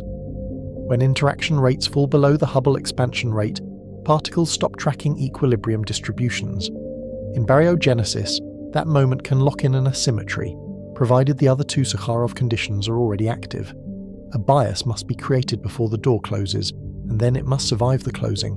Phase transitions are the most dramatic drivers, because they rearrange the vacuum itself. When a field changes its vacuum state, particle masses and interaction rates can shift rapidly, and the plasma's degrees of freedom reorganize. If the transition is first order, it proceeds by nucleating bubbles of the new phase inside the old. The universe becomes a patchwork, and the boundaries become laboratories. Bubble nucleation is a vivid image, but it is also a precise physical process. Thermal fluctuations create a critical bubble large enough that surface tension cannot collapse it, and then it grows. The walls of these bubbles are thin regions where the Higgs field changes value and where particle properties change with it. Across that thin frontier, what counts as massless and massive can change in a fraction of a microscopic distance. Bubble walls provide a moving boundary, and boundaries are where asymmetries can be manufactured. Particles scatter off that boundary in a CP-violating way, and the scattering can separate charges and create chemical potentials that bias baryon number violation. In effect, the wall acts like a filter that treats matter and antimatter slightly differently. A tiny preference at the wall can become a macroscopic surplus after countless crossings. This is the core picture of electroweak baryogenesis, and it has the appeal of using physics we already know exists. CP-violating interactions near the bubble wall create an asymmetry in left-handed fermions, which is crucial because sphalerons couple to left-handed fields. Sphalerons in the unbroken phase convert that asymmetry into net baryon number. The mechanism is almost architectural. Build the right corridor and the traffic flows with a slight bias. Then the bubbles expand and the Higgs field settles into its broken symmetry value, giving masses to W and Z bosons and to fermions. Inside the broken phase, sphaleron rates drop sharply, because the energy barrier grows once electroweak symmetry is broken. The baryon number becomes protected from being washed out, as if the gate has finally been locked. What matters is not just creation, but quarantine. For visuals, the sequence is almost unavoidable. A dark, uniform plasma, then bright nucleation points, then expanding spheres that collide and merge. Along each wall, you picture a thin, shimmering frontier where the rules change and where tiny biases can be amplified. It is symmetry breaking rendered as geography. The camera can linger on the moment two bubbles meet, because that is where the old phase disappears for good. The logic is elegant, but the standard model again resists, and it resists with measured numbers. With the measured Higgs mass near 125 GeV, the electroweak transition in the standard model is not strongly first order. It is a smooth crossover, meaning there is no sharp latent heat release and no robust bubble nucleation. The plasma slides into the new phase rather than snapping into it. A crossover lacks violent bubble walls, and that matters because it provides less departure from equilibrium.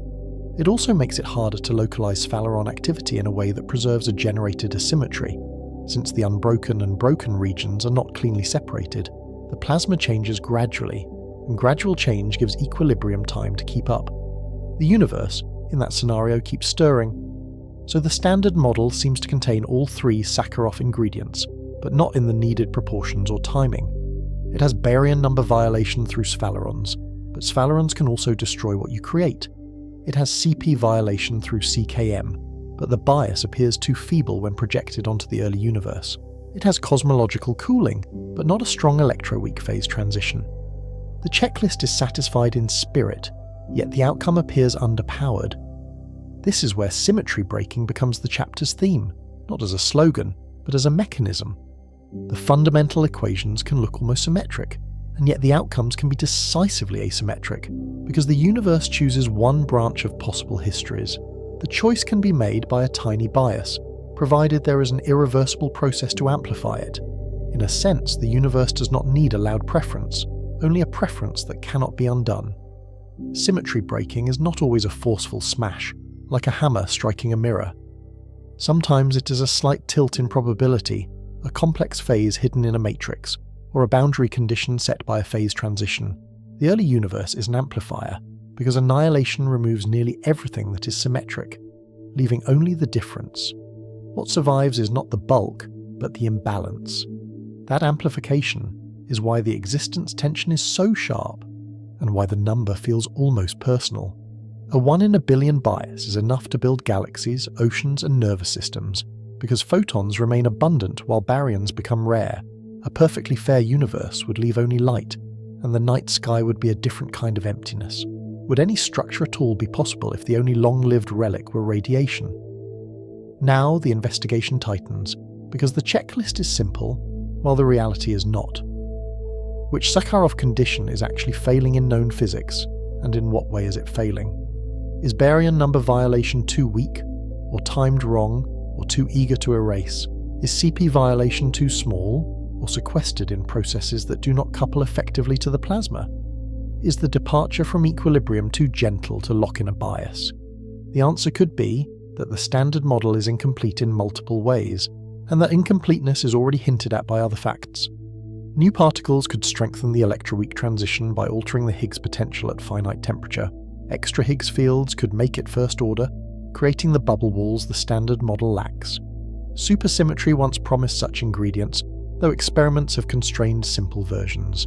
Even so, the idea remains: change the thermal history, and you change what the universe can remember. New CP violating phases could hide in sectors we have not fully tested, and the standard model gives no reason they must be absent. They could appear in extended Higgs models, where additional scalars introduce new complex couplings. They could also live in heavy fermions or other new states that communicate with the Higgs field.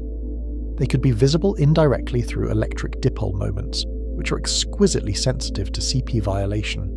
A single, non-zero dipole moment would be a spotlight, pointing at new phases we have not yet seen. An electric dipole moment is, in effect, a tiny separation of positive and negative charge inside a particle, aligned with its spin. Such a separation violates time reversal symmetry, and, assuming CPT, it signals CP violation as well. Experiments searching for dipole moments look like quiet precision machines, but they probe energy scales far beyond their size. A null result is not silence. It is a constraint that shapes theory space. It tells theorists which kinds of hidden misalignment are still allowed. Or the baryon number violation could come from higher energy physics, beyond the electroweak loophole. Grand unified theories often violate baryon number directly, allowing proton decay-like processes in the early universe, when temperatures were high enough to access those interactions. Those processes could generate asymmetry at scales far above the electroweak epoch, long before the Higgs field settled. In that picture, the asymmetry is ancient, and the electroweak era becomes a test of survival rather than creation. Yet high-energy baryogenesis faces a trap, and the trap is set by sphalerons themselves. Electroweak sphalerons can later wash out any asymmetry that does not preserve B-L, because they violate B+L while conserving Bl. A successful early mechanism must either generate a non-zero Bl, or operate after sphalerons freeze out when the gate is closed. The standard model, even when incomplete, still enforces its own accounting rules. That is why leptogenesis is compelling, and why it keeps returning in modern discussions. Heavy right-handed neutrinos, if they exist, can decay out of equilibrium and violate CP, producing a lepton asymmetry. Sphalerons then partially convert that lepton asymmetry into baryon asymmetry, translating L into B through the standard model's own anomaly structure. The conversion is not perfect, but it is systematic, and it uses the gate rather than fighting it. The neutrino clue is subtle but persistent, because neutrinos already tell us the standard model is not the final story. Neutrino masses imply physics beyond the minimal standard model, since neutrinos are massless in its simplest form. If neutrinos are Majorana particles, meaning a neutrino can be its own antiparticle, lepton number is not conserved. That opens new routes to asymmetry without inventing a completely foreign framework. It is new physics, but it grows naturally from an existing crack. Still, this chapter's job is not to pick the winner, and it is not to promise a solution. It is to establish the rules of the game and show why the game is hard, even when the checklist is short. Sakharov's conditions are the minimal escape from symmetry's eraser, and each condition is a door that must be opened at the right time.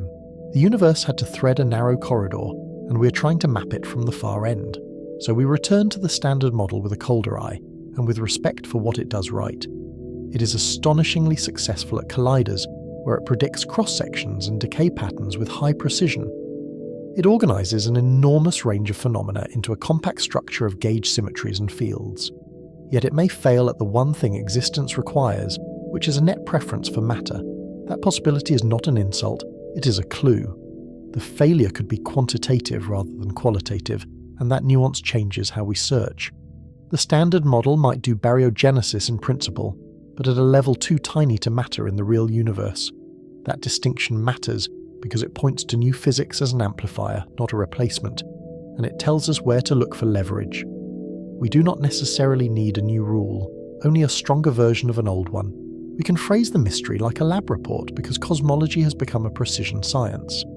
The universe shows a baryon asymmetry of order 10 to the minus 10, inferred from the ratio of baryons to photons. The standard model's known CP violation appears too small to generate it, once suppression factors and thermal effects are accounted for. The electroweak transition appears too smooth to provide strong non-equilibrium, given the measured Higgs properties. 3 lines of evidence, 3 places where the numbers refuse to cooperate. If that is correct, something is missing, and the missing piece has a limited set of identities. Either there are new CP violating sources, new out-of-equilibrium events, or new baryon number violating interactions beyond the standard model's anomaly.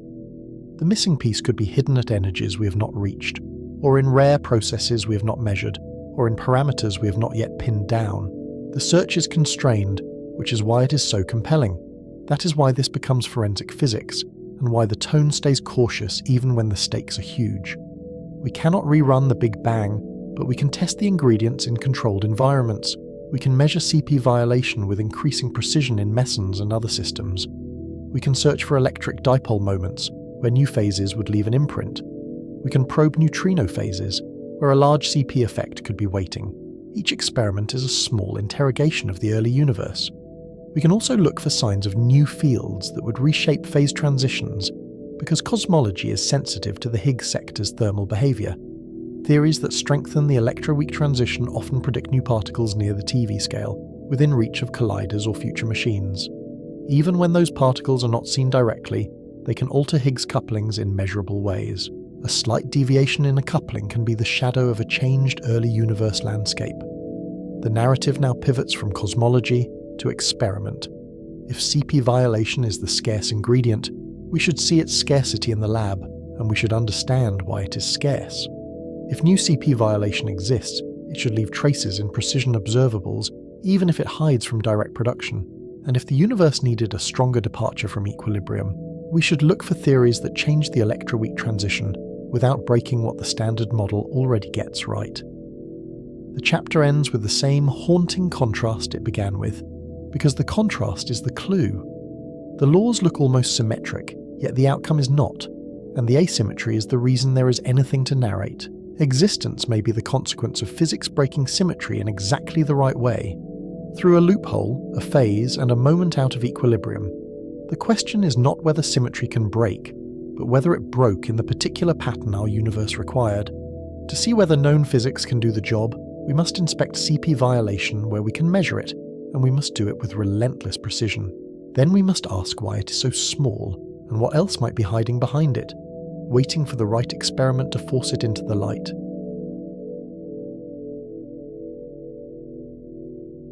The universe left us a number that refuses to be poetic, and it sits like a hard digit in the dark. 1 extra baryon per billion photons survived annihilation, and that residue became everything solid we can touch. In modern measurements, that ratio is read from the cosmic microwave background's ripples and from primordial deuterium, and the two stories agree.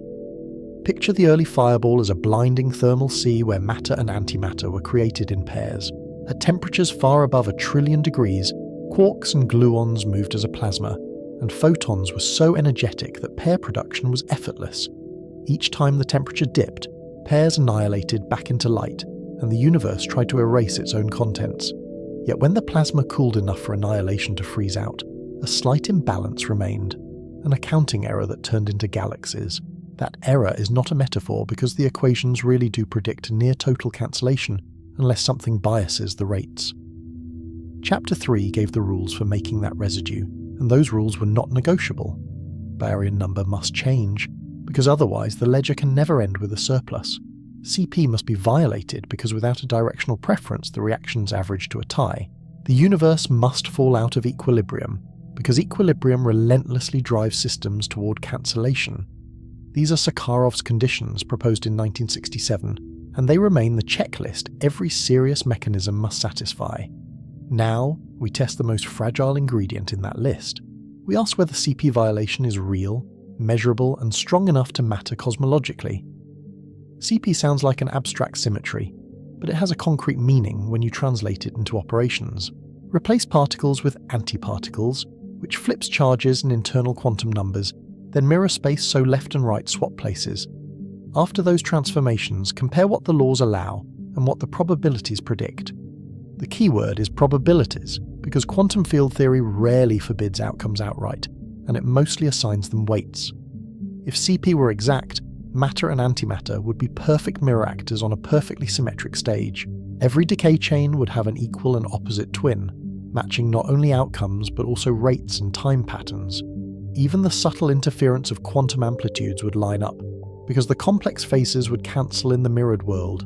In that limit, the universe could still be violent and creative, yet it would remain fair in the only way that matters. A baryon surplus would then average to 0, even with violent early universe reactions and exotic intermediate states. The cosmic tie would be enforced by the rules themselves, not by a lack of opportunity. You could have 1 trillion reactions per second, and still end up with nothing but photons. The question is not whether the universe had enough time, but whether it had permission to choose one sign over the other. So the story turns to experiments that can catch a tiny bias, one that hides inside probabilities.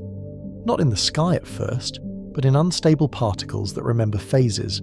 The trick is to find systems where quantum mechanics forces 2 pathways to overlap, because overlap is where a symmetry can appear. When amplitudes interfere, a phase is no longer decorative, it becomes a lever that changes what happens. The cleanest laboratories are neutral mesons because they can oscillate between particle and antiparticle. A neutral meson can turn into its antiparticle before it decays, then decay as if it had always been that other state. That possibility makes the system a clock, and the clock's ticking is sensitive to phase. Visually, it is like watching a pendulum that sometimes swaps its label mid-swing, while still landing in the same final state. That mixing creates interference, and interference is where complex phases become visible. When two amplitudes lead to the same final state, their relative phase affects the probability, just as waves can add or cancel. The bias shows up as unequal rates, shifted oscillation patterns, and time-dependent asymmetries that cannot be faked by simple detector effects.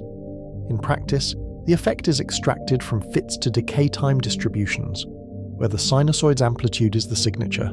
Start with the historical crack that changed the field because it arrived like a quiet violation of expectation.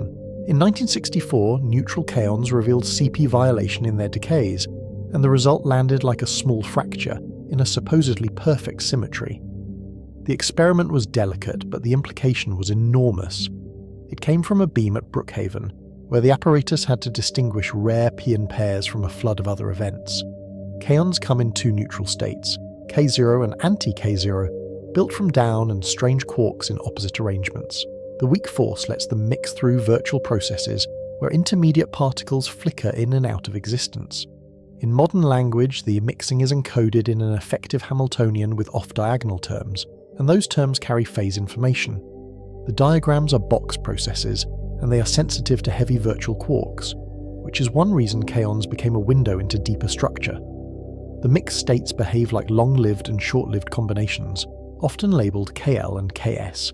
CP symmetry predicted one combination should never decay to two Pians, because two Pian states have a definite CP character. The selection rule was crisp, and it seemed to protect the symmetry. In a clean visual, KS dies quickly near the production point, while KL travels meters down a beamline like a ghost that should remain CP pure. But experiments saw the forbidden decay, rarely but unmistakably, like a whisper that refused to be dismissed. A beam of long-lived kaons, expected to avoid two-Pian decays, produced a small but persistent signal. The kaon system carried a tiny preference that could not be rotated away by redefining fields. That persistence mattered, because it meant the effect was not an instrumental trick that vanished under scrutiny. That result did more than add a new effect to a table of particle properties. It proved the universe distinguishes a process from its CP-reflected version, even when the difference is only a fraction of a percent. The symmetry was not merely broken by initial conditions, but by the dynamics of the weak interaction itself. Once that door opened, the question became how wide it could open elsewhere. Kaon CP violation comes in two forms that experiments disentangle, and the distinction matters for interpretation. There is CP violation in mixing, and CP violation directly in decay amplitudes. There is also CP violation from interference between mixing and decay, where timing becomes the key. These categories are not just taxonomy, they tell you where the phase lives in the mathematics. Mixing violation means the oscillation probabilities differ for K0 turning into anti-K0 and the reverse process. In a perfectly symmetric world, those probabilities would match at every time. A mismatch implies the mass eigenstates are not pure CP eigenstates, and that impurity has measurable consequences. The long-lived state becomes slightly contaminated, and that contamination can be quantified with precision parameters. Decay violation means the final states appear with unequal weights, even if you start with equal numbers of particle and antiparticle. The decay amplitudes themselves carry phases, including so-called weak phases from fundamental couplings and strong phases from final state interactions. Only when both kinds of phases are present can a direct asymmetry become visible. The strong phases are mundane in origin, rescattering and hadronic physics, but they are essential for the interference to show up as a rate difference. There is also CP violation from interference between mixing and decay, and it is often the most dramatic to plot. Time dependence becomes a diagnostic, because oscillation phases evolve before decay happens. The asymmetry can rise and fall with time, tracing a sinusoidal pattern whose sign and magnitude encode the underlying phase. In the lab, that pattern is extracted from millions of decays, each one a tiny timestamp in a statistical clock. The method is conceptually simple and technically brutal, and it demands patience on an industrial scale. Produce many mesons, tag their initial flavor, measure decay products, and count asymmetries. Then repeat because the signal is small and statistics are unforgiving. Every improvement requires not just more data, but better control of backgrounds that can mimic a false imbalance. An asymmetry is a difference divided by a sum, so it survives many detector efficiencies and rate uncertainties. If a detector slightly prefers positive tracks over negative ones, the ratio cancels much of that bias. The remaining effect is statistical, but it is not subjective, and it can be cross-checked in control channels. This is why CP violation is often presented as a clean curve with error bars, rather than a single dramatic event. Over decades, Kaon experiments mapped the effect and confirmed it repeatedly, turning a surprise into a precision result. Beamlines, regenerators, and increasingly refined detectors pushed uncertainties down. CP violation was no longer a rumour whispered by one apparatus, but a measured property of the weak interaction. The field learned how to make symmetry test routine, even when the symmetry breaks by only a sliver. The Kaon story also taught a deeper lesson about scale. The effect was real, yet it was tiny, and its smallness hinted that CP violation might be common but subtle. That tension between existence and adequacy would return with even sharper teeth. If nature can break CP, why does it do so with such restraint? Then the search moved to heavier cousins, where the effect could be larger and the patterns richer. B-mesons offered a new arena, with more decay channels and heavier quarks that allowed different interference structures.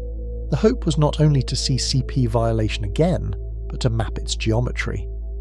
In a visual montage, the Kaon beamline gives way to a collider ring, and the scale of the machinery grows with the mass of the quarks.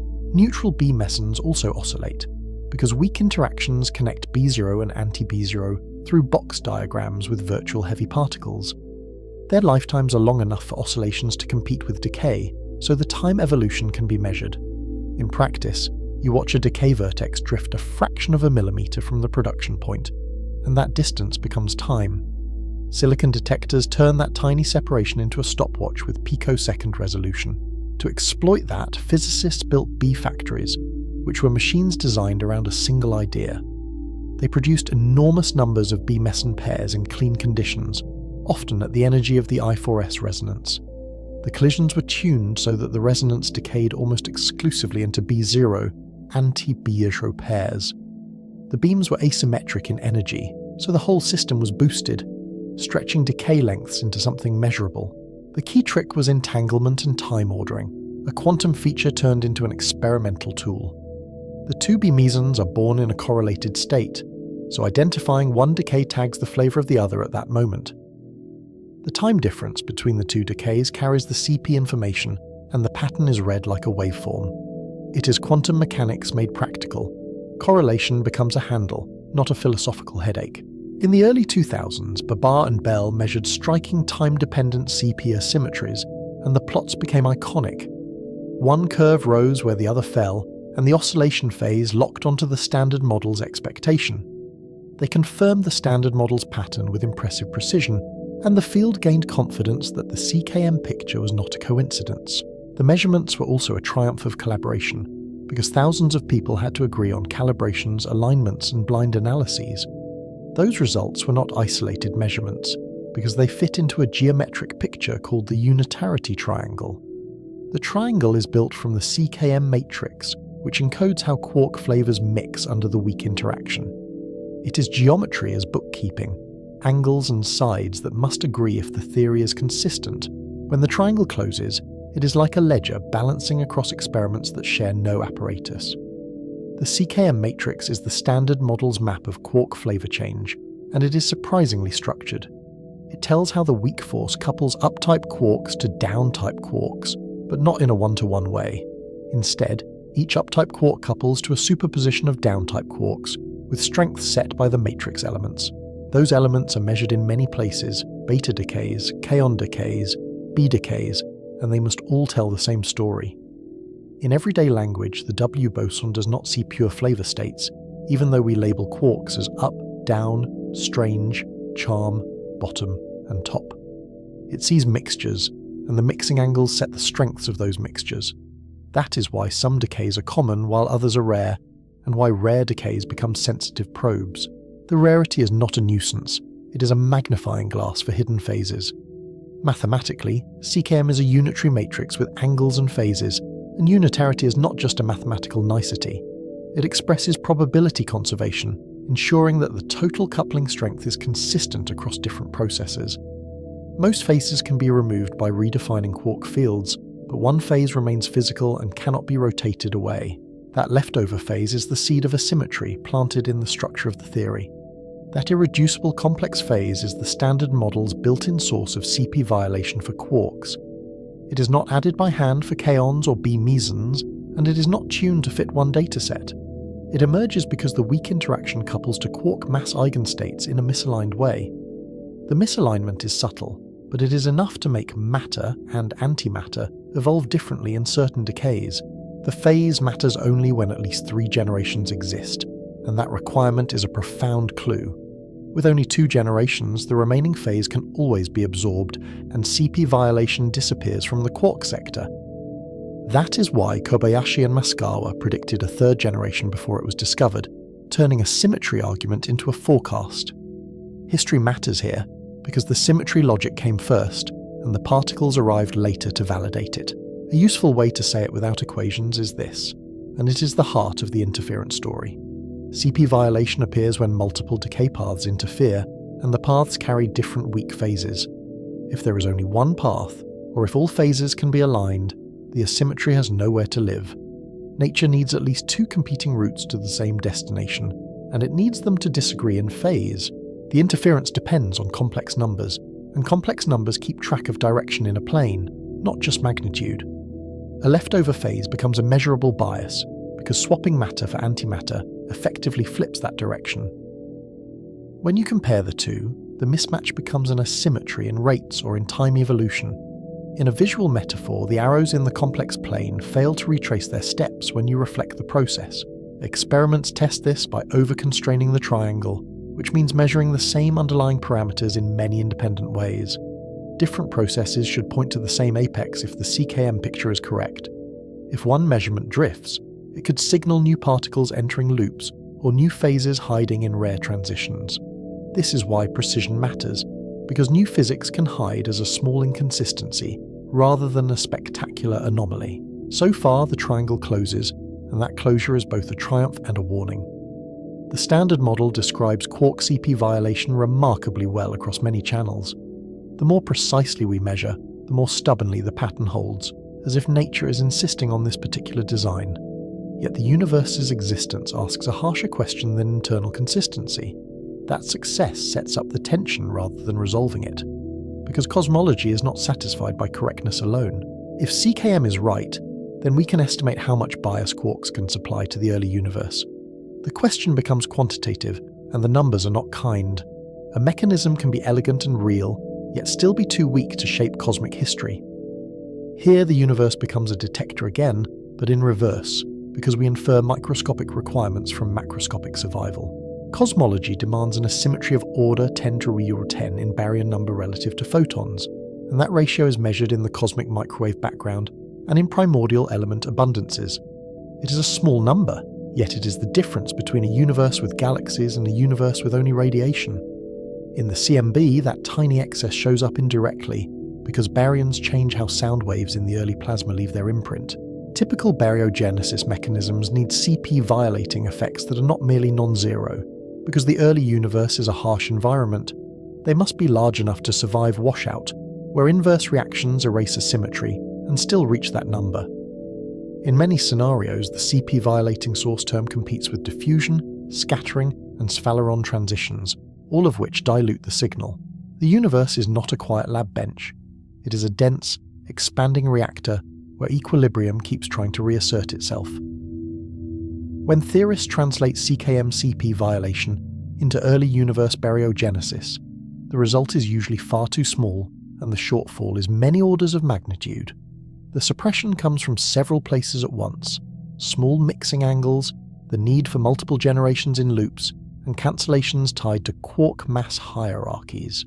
Even generous assumptions rarely rescue the magnitude. In more technical language, the relevant CP-odd combinations are proportional to products of mass-squared differences, and those products are numerically punishing. The exact number depends on assumptions about the electroweak era and transport, and those assumptions are still studied. But the qualitative conclusion is stubborn across approaches, which is what makes it so unsettling.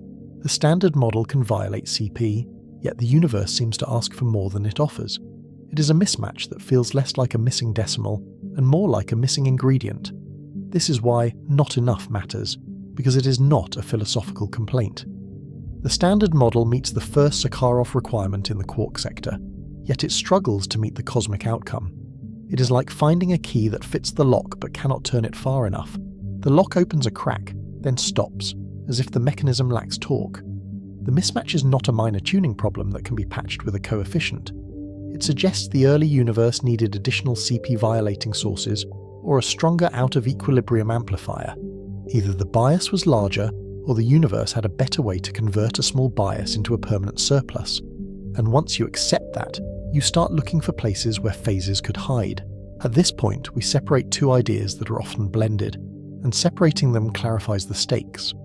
CP violation in the lab is a fact, established by kaons and B mesons and encoded in the CKM phase. CP violation sufficient for baryogenesis is a requirement imposed by the existence of matter itself. The first is measured in branching ratios and oscillation curves, while the second is measured in the fact that anything ever cooled into atoms. The Standard Model meets the first and struggles with the second, and that gap becomes a guide for where new physics might hide. One place to look is for CP violation that does not show up easily in meson decays, perhaps because it lives in heavier states or different operators. Another is for CP violation in sectors we barely measure, where the Standard Model is silent or incomplete. The search becomes strategic, because every new phase must slip past existing precision constraints. Before widening the search, we confront a deeper puzzle inside known physics, and it is almost the opposite of the CKM story. QCD, the theory of the strong force, seems to conserve CP almost perfectly, even though it does not have to. The strong interaction is powerful, ubiquitous, and rich in non-trivial field configurations, so a CP violating term would have loud consequences. If CP were broken strongly in QCD, nuclear physics would look subtly but unmistakably different. In principle, QCD allows a CP violating term in its equations, and it is not forbidden by gauge symmetry. It is controlled by a parameter often called theta, which multiplies a topological term built from the gluon field strength. This term is a total derivative in classical field theory, yet in quantum theory it matters because of non-trivial vacuum structure. The vacuum is not empty in QCD, it is layered, and theta tells you how those layers are weighted. Theta acts like an angle that weights topological configurations of the gluon field, including instanton-like effects that connect different vacua. If theta were order 1, strong interactions would violate CP strongly, and hadrons would carry electric dipole moments that are easy to detect. The strong force would then imprint a clearer symmetry into nuclear physics. You would expect a neutron, though neutral overall, to behave like a tiny charged dumbbell aligned with its spin, but experiments say theta must be tiny, and tiny here means astonishingly small. The strongest evidence comes from the neutron electric dipole moment, which is consistent with zero within very tight limits. Translating that limit into theta suggests a value smaller than about 1 part in 10 billion, depending on hadronic uncertainties. That is not merely small, it is unnaturally quiet for a parameter with no obvious reason to be quiet. This is the strong CP problem, and it is a conceptual discomfort rather than a missing measurement. The Standard Model allows the term, yet nature seems to set it to nearly nothing. In a theory where parameters can take generic values, such an extreme smallness looks like a clue. It is as if QCD is holding its breath, even though it has no rule requiring silence. The puzzle is not that theta could be small, because small numbers exist in physics. The puzzle is why it is so small without a symmetry forcing it, or a mechanism dynamically driving it to zero. It feels like a dial that should be free, yet the universe has locked it in place. When you stare at that lock long enough, you start to suspect there is a key we have not found. This matters for the cosmic story because it shows how CP violation can be hidden or suppressed, even when it is allowed. The universe may contain biases we have not yet exposed, either because they are sequestered or because they manifest in observables we have not measured. It also reminds us that allowed is not the same as realized. Sometimes the most important physics is the term that should shout but does not. It also introduces a powerful experimental portal, one that does not rely on producing rare decays by the trillion. Electric dipole moments are direct probes of CP violation, often far more sensitive than collider rates. They test whether particles and composite systems carry an intrinsic separation of charge along their spin. In a sense, they ask whether a particle has a built-in compass needle that points along itself. An electric dipole moment is a separation of positive and negative charge aligned with spin, and that alignment violates time reversal symmetry. Under CPT, which is deeply built into quantum field theory, time reversal violation implies CP violation. In plain terms, an EDM would mean a particle has a built-in direction that should not exist if CP is exact. It would be a permanent asymmetry, not a fleeting one created only during a decay. If a fundamental particle has an EDM, it carries an intrinsic arrow that distinguishes its mirror image. Flip it in a mirror, swap it with its antiparticle, and the arrow should reverse, changing the physics. That is a microscopic sign of asymmetry, and it is not easily mimicked by ordinary interactions. This is why EDM searches feel so decisive. Either the arrow exists or it does not. The strategy of EDM experiments is conceptually simple, which is part of their elegance. Place spins in strong electric and magnetic fields, and look for tiny precession shifts. If an EDM exists, reversing the electric field should shift the spin's precession frequency in a correlated way. The signal is a difference between two carefully matched configurations, and the art is making everything else stay the same. The difficulty is that the shifts are unbelievably small, and the environment is never perfectly quiet. Experiments use ultra-cold neutrons stored in material or magnetic traps, where they can be observed for long times. Others use trapped atoms and polar molecules, where internal electric fields can be enormous and amplify sensitivity to underlying CP-violating operators. In molecules, electrons experience effective fields far larger than any laboratory capacitor could safely produce.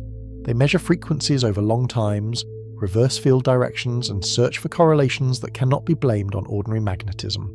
Magnetic shielding, comagnetometers, and careful control of systematic errors become as important as raw statistics. The experiments are as much about engineering stability as they are about fundamental theory. In the visuals, the apparatus looks almost serene. Vacuum chambers, coils, quiet electronics. Yet it is hunting for a symmetry break that could rewrite cosmology. So far, the results are null, and null is informative in a way that reshapes theory space. Each improved limit rules out large new CP phases at accessible scales, especially phases that would otherwise show up in loops. In many models, a new CP-violating interaction strong enough for baryogenesis would also generate an EDM that should already have been seen. The absence of a signal is not emptiness, it is pressure, squeezing the space of possibilities. EDM limits squeeze many models of electroweak baryogenesis, because those models often require new CP-violating couplings near the weak scale. If the couplings are large, the baryon asymmetry can be generated during a phase transition, but EDMs become an unavoidable side effect. The absence of EDM signals forces such models to become more subtle, often invoking heavier states, cancellations, or alignment mechanisms. Subtlety can be real, but it is also a warning that nature may be hiding the answer behind layers. Yet EDMs also keep the door open, because sensitivity is still improving, and the target is not guaranteed to be within reach yet. A discovery could appear with the next order of magnitude, revealing CP violation that Messens never saw. That would be a rare kind of moment in physics, an unmistakable symmetry-breaking signal emerging from a tabletop scale measurement. It would also be a reminder that the universe's deepest biases might be accessible without a collider the size of a city. This is the experimental rhythm of the chapter, and it has a deliberate structure. Meson factories show CP violation exists, and they map its pattern with precision. EDM searches test whether additional sources are hiding, and they do so with a different kind of leverage. Together they form a pincer. One arm measures known phases, while the other hunts for new ones that refuse to announce themselves in decays. Meanwhile, the standard model's own CP violation remains trapped behind suppressions that are mathematical and physical at once. Small mixing angles reduce interference, and quark mass hierarchies introduce near cancellations in the quantities that would matter for baryogenesis. Even when the CKM phase is maximal in a mathematical sense, the physical observables can be tiny. The theory contains a phase, yet the universe seems to require a phase with reach. The early universe needed a bias with leverage, not merely a bias that can be measured. It needed CP violation that couples efficiently to baryon number changing processes during an out-of-equilibrium epoch. That requirement is a filter, and it discards many effects that are real but too feeble. In that filter, measurable and useful are not the same word. That brings the narrative back to the central question, and it is sharper now because we have seen the evidence. If symmetry prefers cancellation, what tipped the early universe into a lasting surplus? Was it a hidden phase, an unseen particle, or a cosmic environment that amplified an otherwise modest asymmetry? And if the answer is hidden, what kind of experiment is most likely to flush it out? The universe itself provides the constraint, and it is a constraint with teeth. Any successful particle theory must reproduce the Baryon asymmetry without contradicting laboratory symmetry tests. It must generate enough CP violation to matter, yet not so much that it would already have produced an EDM or spoiled the unitarity triangle. This is the tightrope of modern fundamental physics. Cosmology pulls one way, precision experiments pull the other. Cosmology is not just a backdrop for particle physics, because it functions like a boundary condition on the allowed microphysics. It is a record of what happened when temperatures were high and reactions were rapid. In that record, small phases become existential requirements, and tiny asymmetries become the reason anything exists. The sky is not only scenery, it is data. So we widen the search beyond quarks. If quark CP violation is too feeble, perhaps the missing bias lives in leptons. Neutrinos already point beyond the minimal standard model because they have mass and they mix strongly across flavors. Their mixing matrix, the Piemans matrix, can also contain CP violating phases, and those phases could be large. Unlike the quark sector, where mixing angles are small, lepton mixing angles are surprisingly big, which changes the plausibility landscape. Big angles mean interference terms are not automatically suppressed, which makes the sector feel promising. In oscillation experiments, neutrinos change flavor as they travel, and the oscillation probability depends on mass differences and mixing parameters. A difference between neutrino and anti-neutrino oscillations would signal leptonic CP violation, provided matter effects are carefully accounted for. The measurement is subtle because neutrinos interact weakly, and because Earth itself can bias propagation. Even the density profile of rock becomes part of the analysis, because it changes how neutrinos refract through matter. Current data hint but do not settle the question, and the hints are not yet a verdict. Next-generation beams and detectors aim to measure the phase with much higher confidence, using long baselines and massive detectors that can separate flavors and energies. The goal is to turn a suggestive preference into a statistically secure asymmetry. Visually, it is a beam fired through the planet, ending in a distant cavern of light sensors waiting for a handful of interactions. If neutrino CP violation is large, it could feed baryogenesis indirectly, which is why this sector feels cosmologically charged. A lepton asymmetry created early could be partially converted into baryons by sphalerons, which violate B+L while conserving Bl.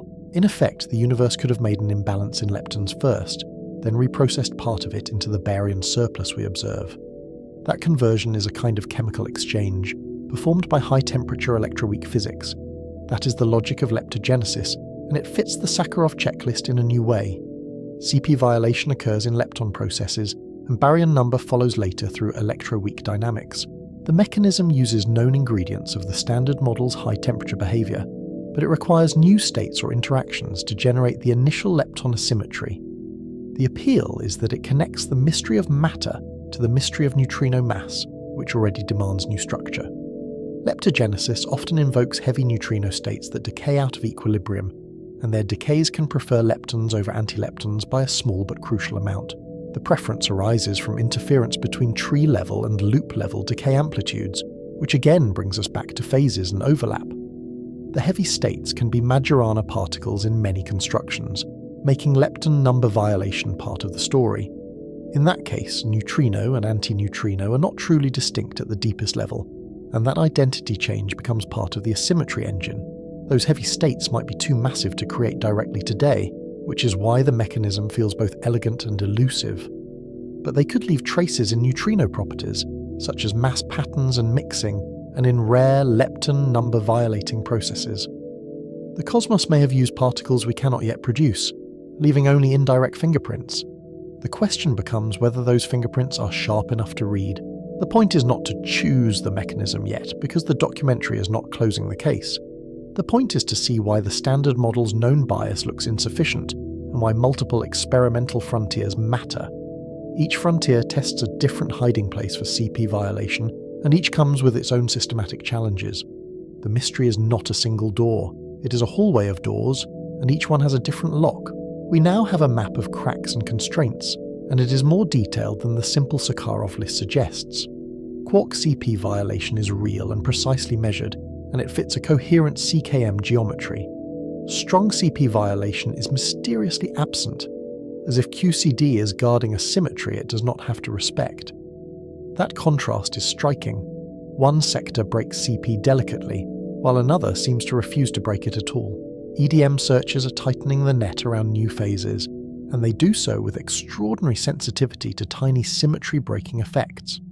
Neutrino experiments are probing a sector that could carry a larger hidden bias, and they may reveal a new complex phase that changes the cosmological accounting.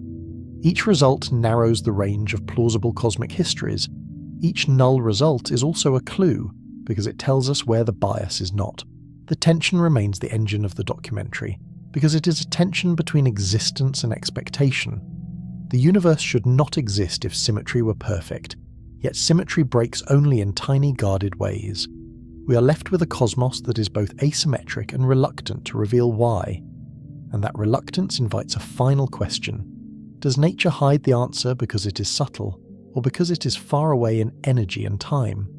So the chapter ends with a pivot toward amplification. If the standard model's bias is too small, the early universe must have had a stronger lever. That lever could be a new phase transition that sharpened the departure from equilibrium, making small CP-violating effects more productive. It could be a new particle decay that happened when expansion prevented the reverse reactions from catching up, or it could be a hidden sector that couples weakly today, leaving only faint traces in precision experiments. Whatever it is, it must operate under pressure, because the early universe does not wait for slow processes to finish.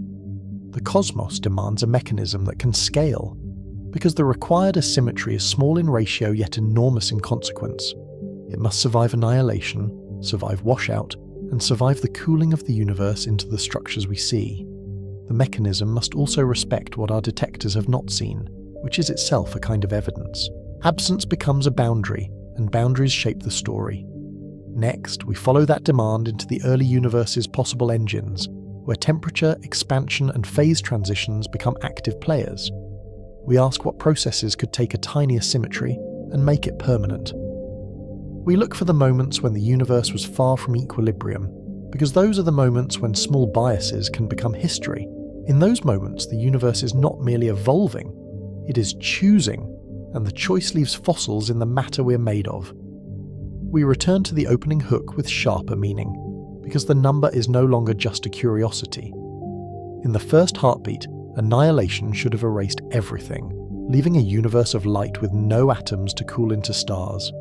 A tiny bias survived, and we must find its source, whether it hides in phases we know or in physics we have not yet uncovered.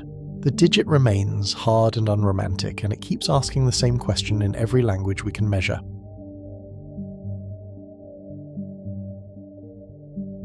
We have the number, and we have the rules, yet the origin story stays contested.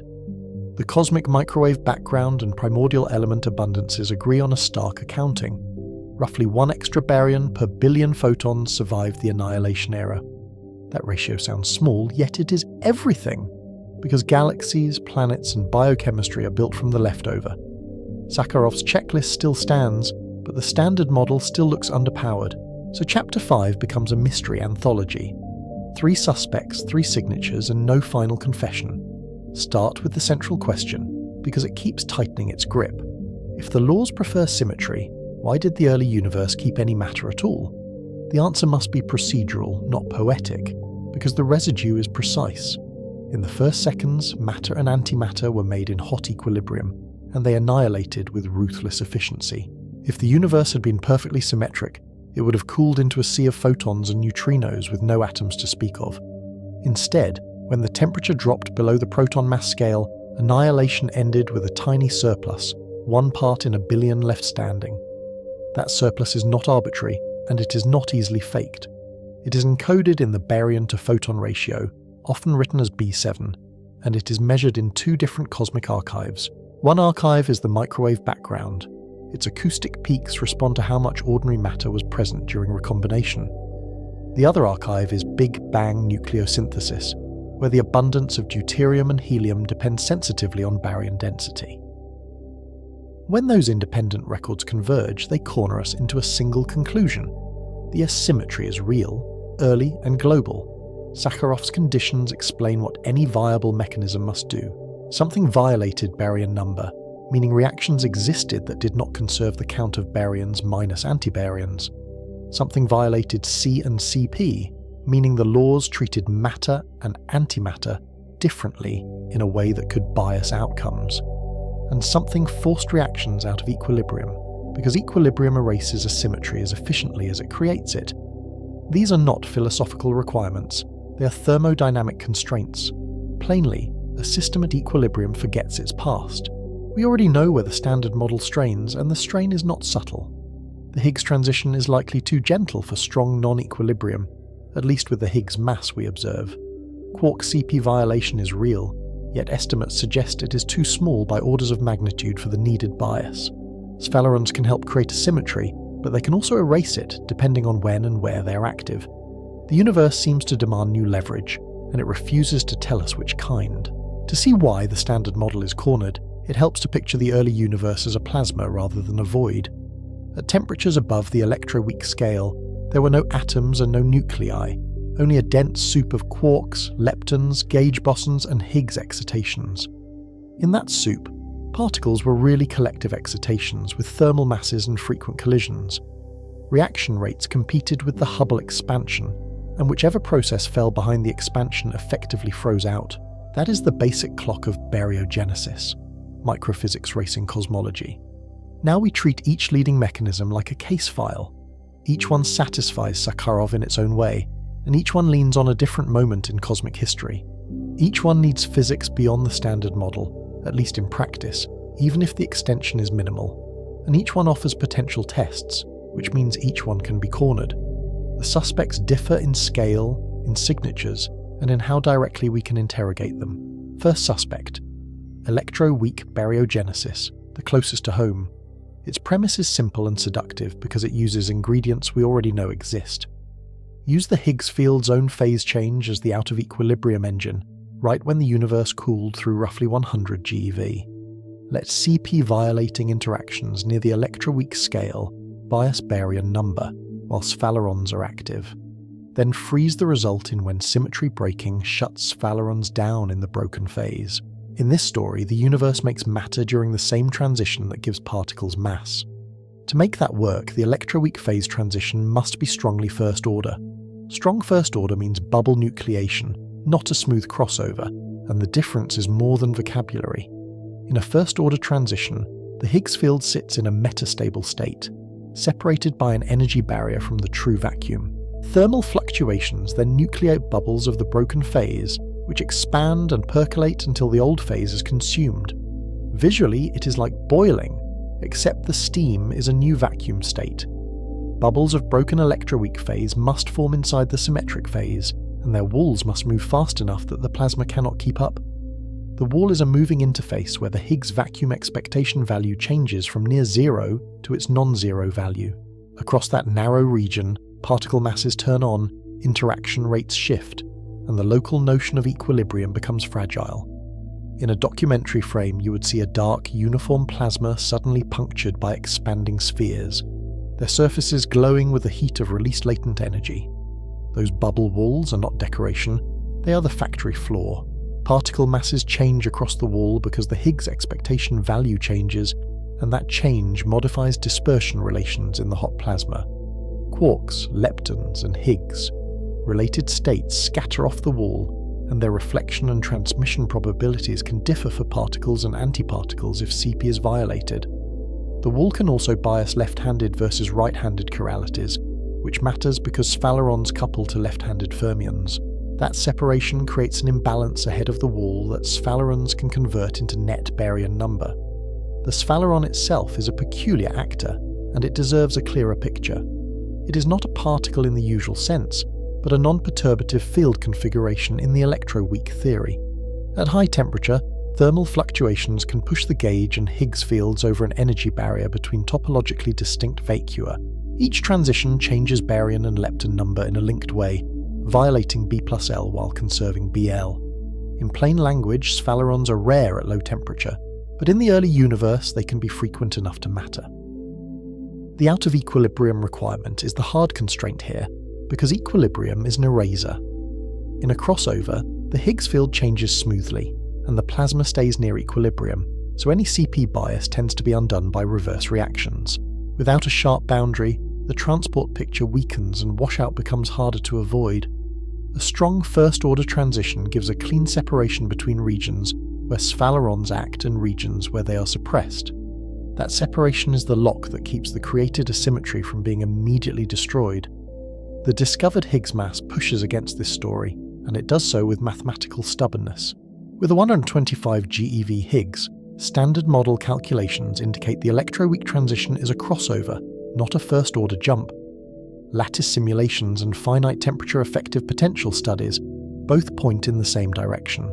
That means no robust bubble nucleation in the minimal theory, and no clean out of equilibrium boundary.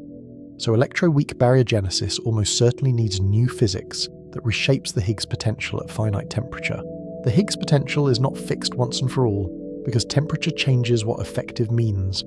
In the early universe, thermal corrections add temperature-dependent terms to the potential, altering the location of minima and the height of barriers. A first-order transition requires a barrier between phases at the relevant temperature, so the field cannot simply roll smoothly. In a visual metaphor, the Higgs field needs a hill to climb and a valley to fall into, not a gentle slope. The standard model's thermal corrections with the measured Higgs mass do not build a large enough hill.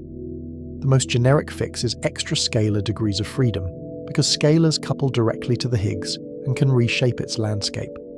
Additional scalars can strengthen the transition by adding new terms to the effective potential, including cubic-like contributions that enhance barriers.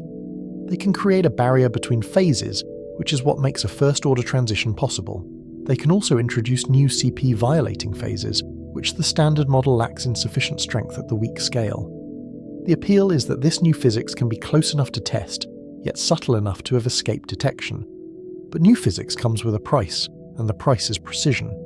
New CP phases near the weak scale tend to generate electric dipole moments, because the same complex phases that bias baryogenesis also twist charge distributions in particles. An EDM is a tiny separation of positive and negative charge along a spin axis, and it violates time reversal symmetry in a way closely tied to CP. EDM searches have already pushed many simple electroweak baryogenesis models into narrow corners.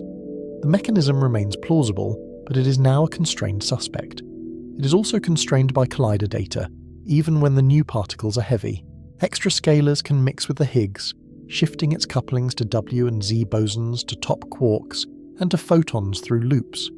The Large Hadron Collider has measured many of these couplings with increasing precision, and deviations are bounded. Direct searches also look for additional Higgs-like resonances, which could appear as peaks in invariant mass distributions.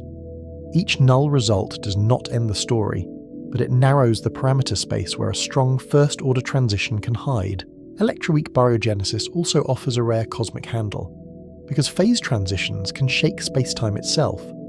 A strong first-order electroweak transition would generate a stochastic gravitational wave background, produced by bubble collisions, sound waves in the plasma, and magnetohydrodynamic turbulence. The spectrum would have a characteristic peak frequency set by the transition temperature and the bubble expansion dynamics. Future space-based interferometers could listen for that fossil, turning cosmology into a phase transition detector. In imagery, the bubble walls become drums, and space-time becomes the air that carries the sound. There is an additional subtlety that makes the gravitational wave signature especially valuable. Collider measurements tell us about couplings at zero temperature, while baryogenesis depends on the finite temperature potential. Gravitational waves, by contrast, are generated by the transition itself, so they probe the thermal history more directly. A detection would not automatically prove baryogenesis, but it would confirm the necessary out-of-equilibrium event. It would also tell us something about bubble wall velocities and the latent heat released, which feed directly into baryogenesis efficiency. So the electroweak case file reads like this.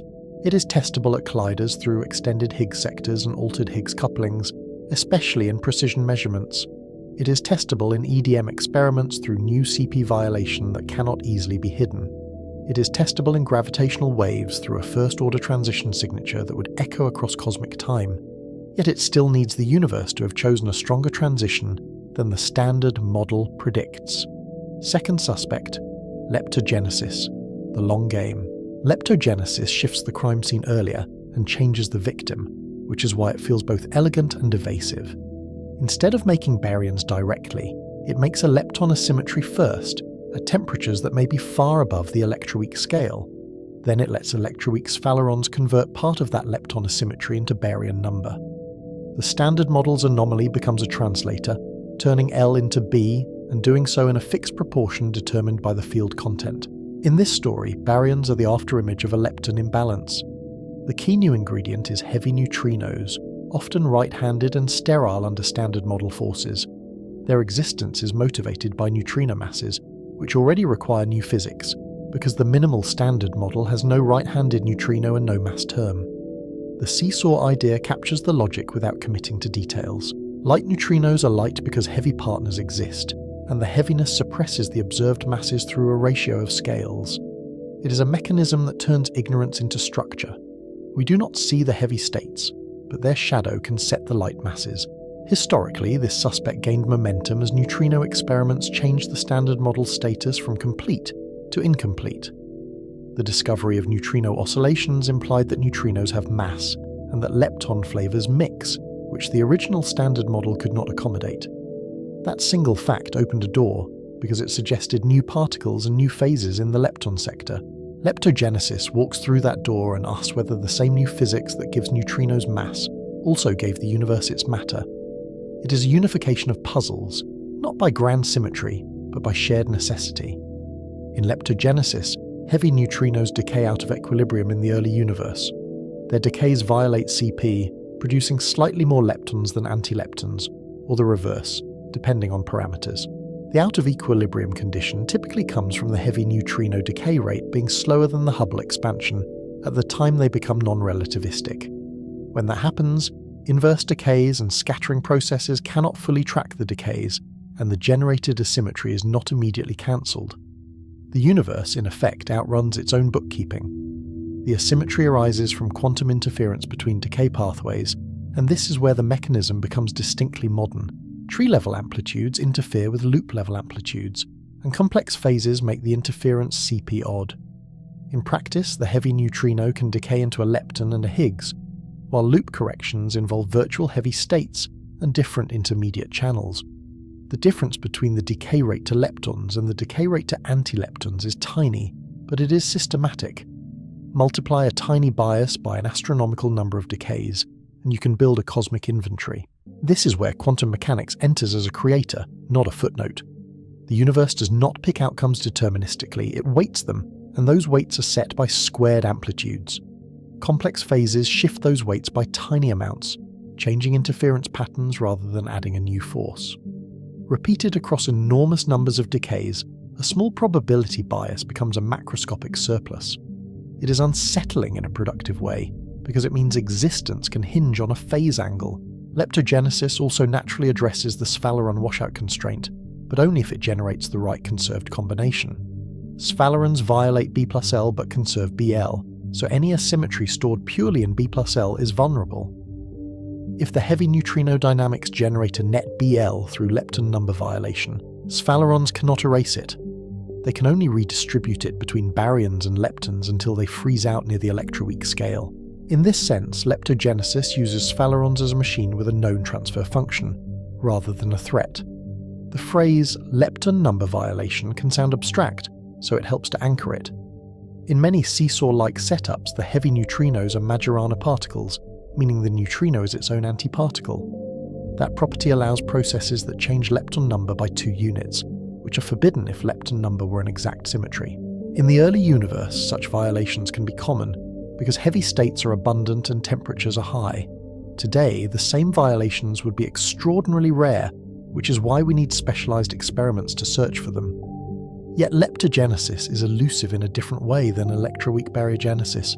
because its key actors may live far beyond direct production. The heavy neutrinos may sit at energies far above any collider, and their couplings can be arranged so that they leave only faint traces. The CP phases relevant for leptogenesis may not be the same phases measured in neutrino oscillations. Even if we measure a large PM&S phase, the early universe phases could still hide in inaccessible parameters. The suspect can be guilty and still leave no fingerprints on our detectors. There is also a practical complication that theorists must confront. The early universe is not a vacuum, it is a medium. Thermal masses, scattering, and flavor effects can modify how asymmetries are produced and washed out. At sufficiently high temperatures, different lepton flavors may behave coherently, while at lower temperatures they decohere and must be tracked separately. That means the final baryon asymmetry can depend on when flavor becomes distinguishable in the plasma. The story remains the same, but the accounting becomes more intricate. Still, leptogenesis has experimental pressure points, and they are meaningful even if they are not decisive. If neutrinos are Majorana particles, lepton number is not conserved, at least not as an exact symmetry. Neutrinoless double beta decay would be a direct sign of that violation, because it would show 2 neutrons turning into 2 protons and 2 electrons with no neutrinos emitted. Its discovery would not prove leptogenesis, but it would strengthen the premise that lepton number can be broken. It would also tell us that nature permits the kind of symmetry violation leptogenesis often needs. Neutrino oscillation experiments also matter because they test leptonic CP violation directly in a controlled setting.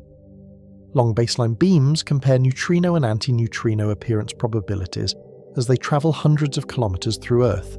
A confirmed non-zero phase would show that the lepton sector has its own CP bias, independent of the quark sector.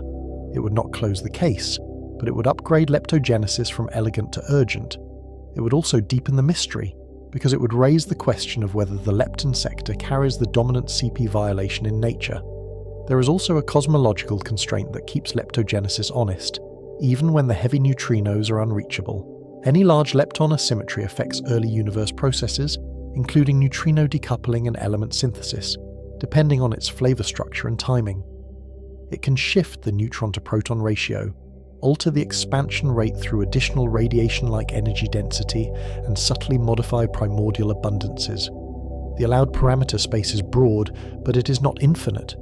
The universe audits even hidden asymmetries through their thermodynamic consequences, so the leptogenesis case file reads like this.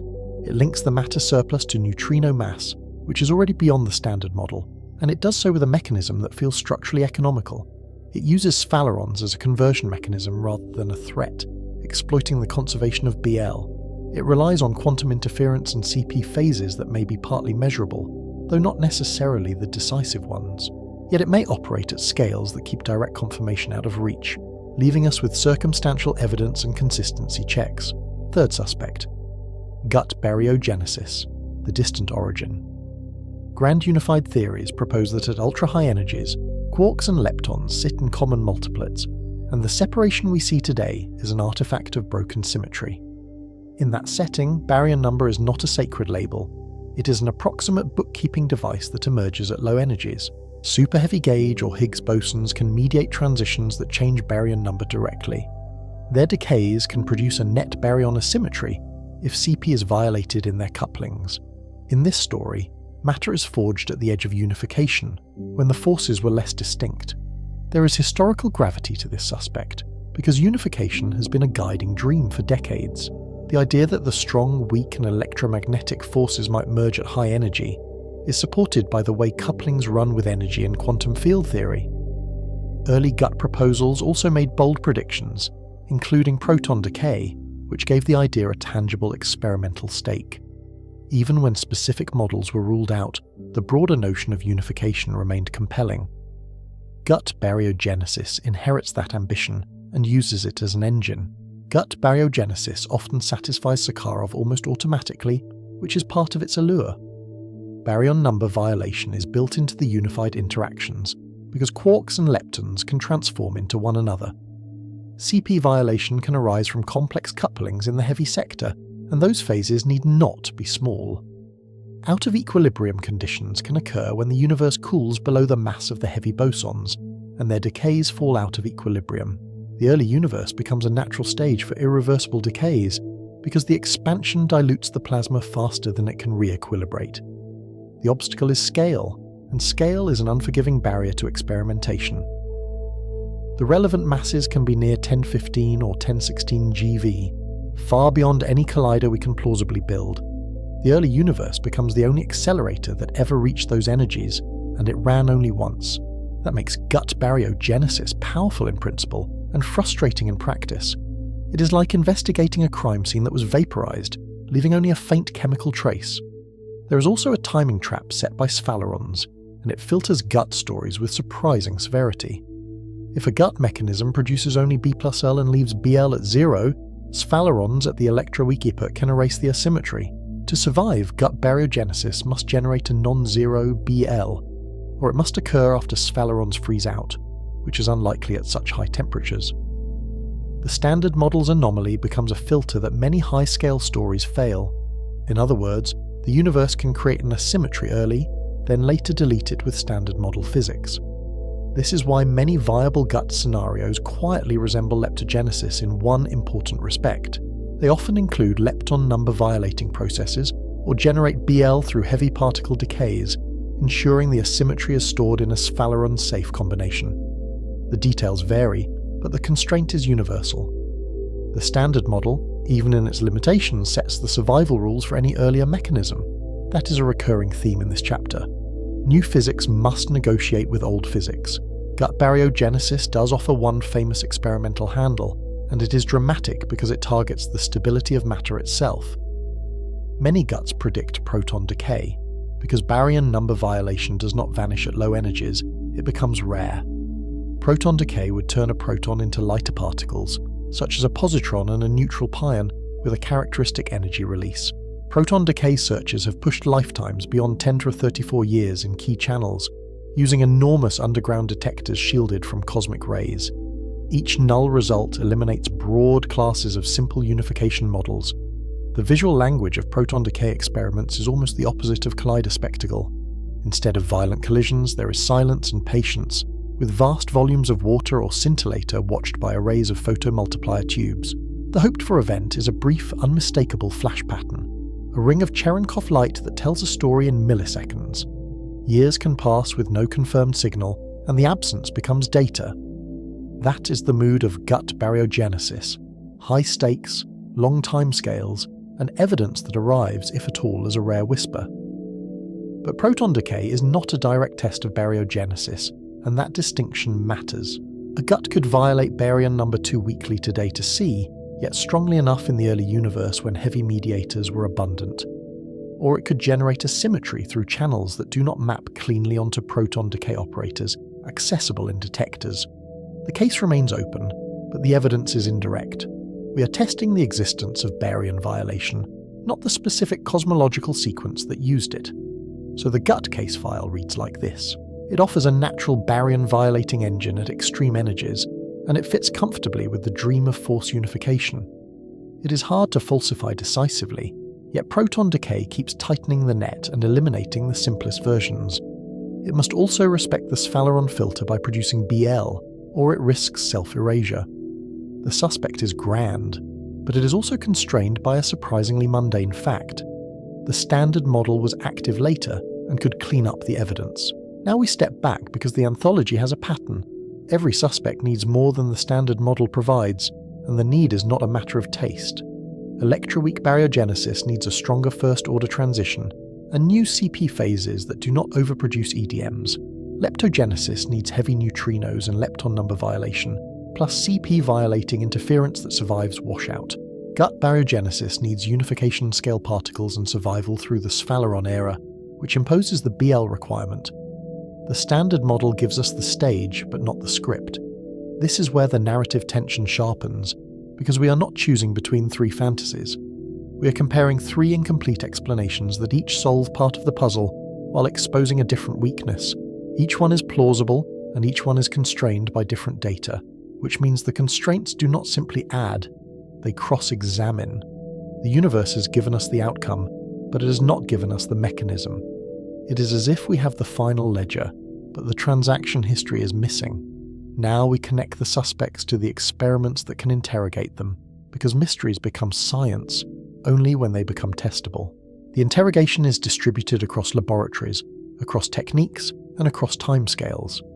Some tests look for new particles, others look for tiny symmetry violations in known particles, and others listen for cosmological fossils. Each test is partial, but together they can triangulate the truth. Electric dipole moments are the most unforgiving cross-examination of new CP violation, because they translate complex phases into measurable shifts. A non-zero EDM would reveal new complex phases beyond CKM, and it would do so with minimal theoretical ambiguity.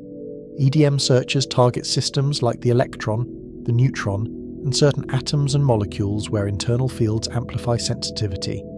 It would especially pressure electroweak scale baryogenesis scenarios, because those scenarios often require sizable CP phases near accessible energies.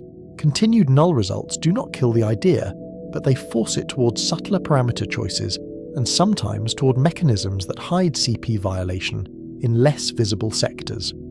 Collider probes of the Higgs sector are the next interrogation, and they work by mapping the Higgs as a portal to new structure. If extra scalars strengthen the electroweak transition, they can alter Higgs couplings and introduce new resonances, sometimes with distinctive decay patterns. Precision Higgs measurements can reveal deviations from standard model predictions, including changes in branching ratios and production rates. Direct searches can find additional scalar states, though absence again becomes a constraint. In visual terms, the Higgs is a familiar face, and we are watching for subtle changes in expression. Gravitational waves offer a different kind of evidence, because they are not blocked by matter, and they carry information from otherwise inaccessible epochs.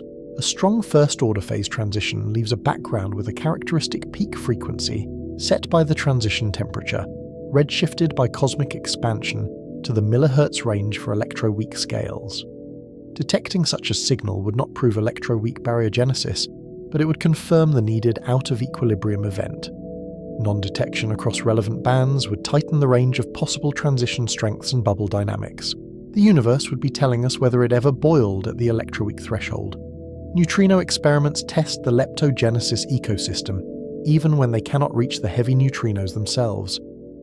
Measuring leptonic CP violations strengthens the case that the lepton sector carries large phases, which are essential ingredients in many models. Neutrinoless double beta decay tests where the lepton number is violated, which many leptogenesis scenarios require in order to generate BL. Together, they do not identify the heavy neutrinos directly, but they test whether the prerequisites exist. They also help determine the neutrino mass ordering and absolute mass scale, which feed into the plausibility of different seesaw regimes. Proton decay searches remain the long watch for gut-scale baryon violation, and they are uniquely direct in what they ask. Each improved limit constrains unification models and the operators that would mediate baryon number change at low energies.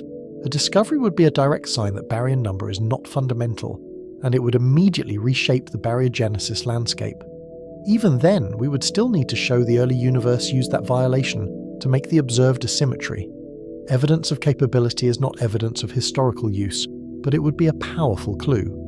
Now we return to the role of quantum mechanics, because it is the common thread across all three stories. CP violation is not a classical force that pushes matter forward, like a wind that favors one direction. It is a phase in amplitudes that changes interference patterns, and interference is a subtle arithmetic of possibilities. It changes probabilities by a small amount, and the early universe amplifies that small amount by repetition and by freeze-out. In a sense, baryogenesis is the universe exploiting the difference between allowed and likely. In electroweak baryogenesis, interference in scattering and transport near bubble walls biases chiral charges, and those charges feed Sphaleron transitions. In leptogenesis, interference in heavy neutrino decays biases lepton number, and sphalerons later translate part of that into baryon number. In gut baryogenesis, interference in superheavy boson decays biases baryon number directly, though survival still depends on later dynamics. In every case, the universe is built from a tiny preference in quantum bookkeeping. The preference is microscopic, but the accounting is relentless. That preference is never enough on its own, because equilibrium is a symmetry-restoring machine. It must be protected from equilibrium's undue function, which is why phase transitions, decoupling and expansion rates matter as much as CP phases. The universe needed a moment when reverse reactions could not keep up with forward ones. It needed a door that closed behind the asymmetry, so the plasma could not simply walk back through it. This is the thermodynamic heart of Sakharov's third condition, so the chapter's structure becomes a controlled escalation, moving from accessible scales to remote ones. We start near the electro-weak scale, where experiments can reach, and we find the standard model transition too smooth. We move to neutrino physics, where new phases may exist, and we find a mechanism that is elegant but partly hidden. We move to unification, where baryon violation is natural, and we find a scale that may be forever out of reach. The suspects become harder to interrogate as they become more automatically capable. At each step, the universe withholds one crucial clue, and the missing clue differs by suspect. For electro-weak baryogenesis, we do not yet see the new scalars or new CP phases, and precision data keeps tightening. For leptogenesis, we do not yet know whether neutrinos are Majorana, or whether the relevant phases are accessible in oscillations. For gut baryogenesis, we do not yet see proton decay, and we cannot reach the energies directly, even in principle with current technology. The mystery is not that we lack ideas, it is that nature has not yet chosen to reveal which idea it used. Now we tighten the stakes, because the anthology is not just about origins, it is about constraints. The baryon asymmetry is a boundary condition on any new physics we propose, and boundary conditions are unforgiving. New particles must not only exist, they must survive precision tests and cosmological consistency checks. New interactions must not only violate CP, they must avoid producing EDMs that are already excluded by many orders of magnitude. New high-scale dynamics must not only create asymmetry, they must not be washed out by sphalerons or by other fast reactions. This is why the mystery feels engineered, even though it is surely not. The universe made a tiny asymmetry, then hid the mechanism behind multiple layers of suppression, from small CP phases to near equilibrium conditions. It left us a residue that is easy to measure and hard to explain, which is an unusual combination in physics. It forces us to use every tool at once because no single experiment can close the case. We need colliders, precision symmetry tests, neutrino beams, underground detectors, and gravitational wave observatories to speak to one another. And there is a deeper question lurking beneath the technical one, a question that keeps returning as the evidence stacks up. Why is the asymmetry so small, yet so consistent, across the observable universe? Why 1 part in a billion, rather than 1 part in a million, or 1 part in a trillion? Does that number reflect a coupling, a mass hierarchy, a phase angle, or a cosmic accident of timing? In each suspect's story, the smallness has an explanation, but not yet a confirmed one. Now we pivot toward the next chapter's larger horizon, because even a solved mystery can reveal a bigger one. Even if we solve why visible matter exists, we have only explained a minority of the cosmic mass budget. Most matter is dark, and it does not announce its microphysics through chemistry or light. The next question becomes unavoidable, because it is structurally similar to the first. Did dark matter share the same asymmetry engine, or did it arise from a separate process? If baryogenesis required new particles or new phases, those ingredients might also connect to dark matter, even if the connection is indirect. Extra scalars can provide dark sector portals, allowing hidden particles to talk to the standard model through Higgs mixing. Heavy neutrinos can coexist with dark relics and alter thermal histories, shifting freeze-out and dilution in ways that matter for abundance. Hidden sectors can carry their own asymmetries, possibly linked to ours through conserved charges or shared CP-violating dynamics. The same early universe conditions that made baryons could have left an imprint in the dark. So we end with the universe still holding its final clue, and the suspects still standing in the lineup. 3 origin stories compete, and each points to a different experimental frontier, from EDM tables to neutrino baselines to underground proton watches. The matter that built stars may have been forged at the Higgs transition, or in neutrino decays, or at unification energies, and the difference is not academic. It determines what new physics should look like and where we should search for it, and behind all of them, the larger shadow remains. If symmetry breaking made us, what did it make in the dark? The case is not closed, it is finally specific enough to test, and that specificity is the most valuable clue we have.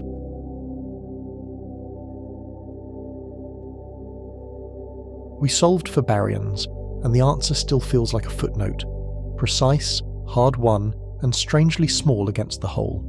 the central question remains, because visible matter is not the universe's main substance, and the cosmos does not grade us on familiarity. Cosmology keeps a ledger, and the totals are unsettling when you see them written as fractions instead of poetic nouns. Ordinary baryonic matter is only a small fraction of the cosmic budget. Most gravitating matter is dark matter, and most cosmic energy density behaves like vacuum energy, pushing space outward as if emptiness had pressure. That inventory changes the emotional weight of baryogenesis, because it reframes what explaining existence even means. Chapters 4 and 5 asked why 1 extra baryon per billion photons survived annihilation.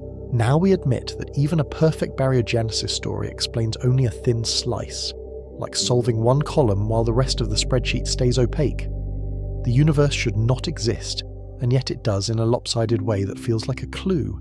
It is not only matter over antimatter, it is also baryons living inside a cosmos dominated by the invisible, with our chemistry perched on a minority component that could have been erased. Start with what we can count with confidence, because the ledger is not metaphorical in the data. The cosmic microwave background fixes the total matter density and the baryon density separately. Big Bang nucleosynthesis cross-checks the baryon density through deuterium and helium yields, using the early universe as a nuclear reactor we can still read. Those measurements agree on a blunt conclusion, and their agreement is itself a triumph of precision cosmology. Baryons are roughly a 20th of the total energy budget. Dark matter outweighs baryons by about a factor of 5. Dark energy dominates the expansion today, and it does so with a steadiness that makes it feel less like a substance, and more like a rule. This is not a philosophical reframe, it is data-driven bookkeeping that has survived decades of scrutiny. The acoustic peaks in the CMB respond differently to baryons and to total matter. Large-scale structure growth responds to the total gravitating matter, not to what shines, and that distinction is what lets the ledger separate the columns.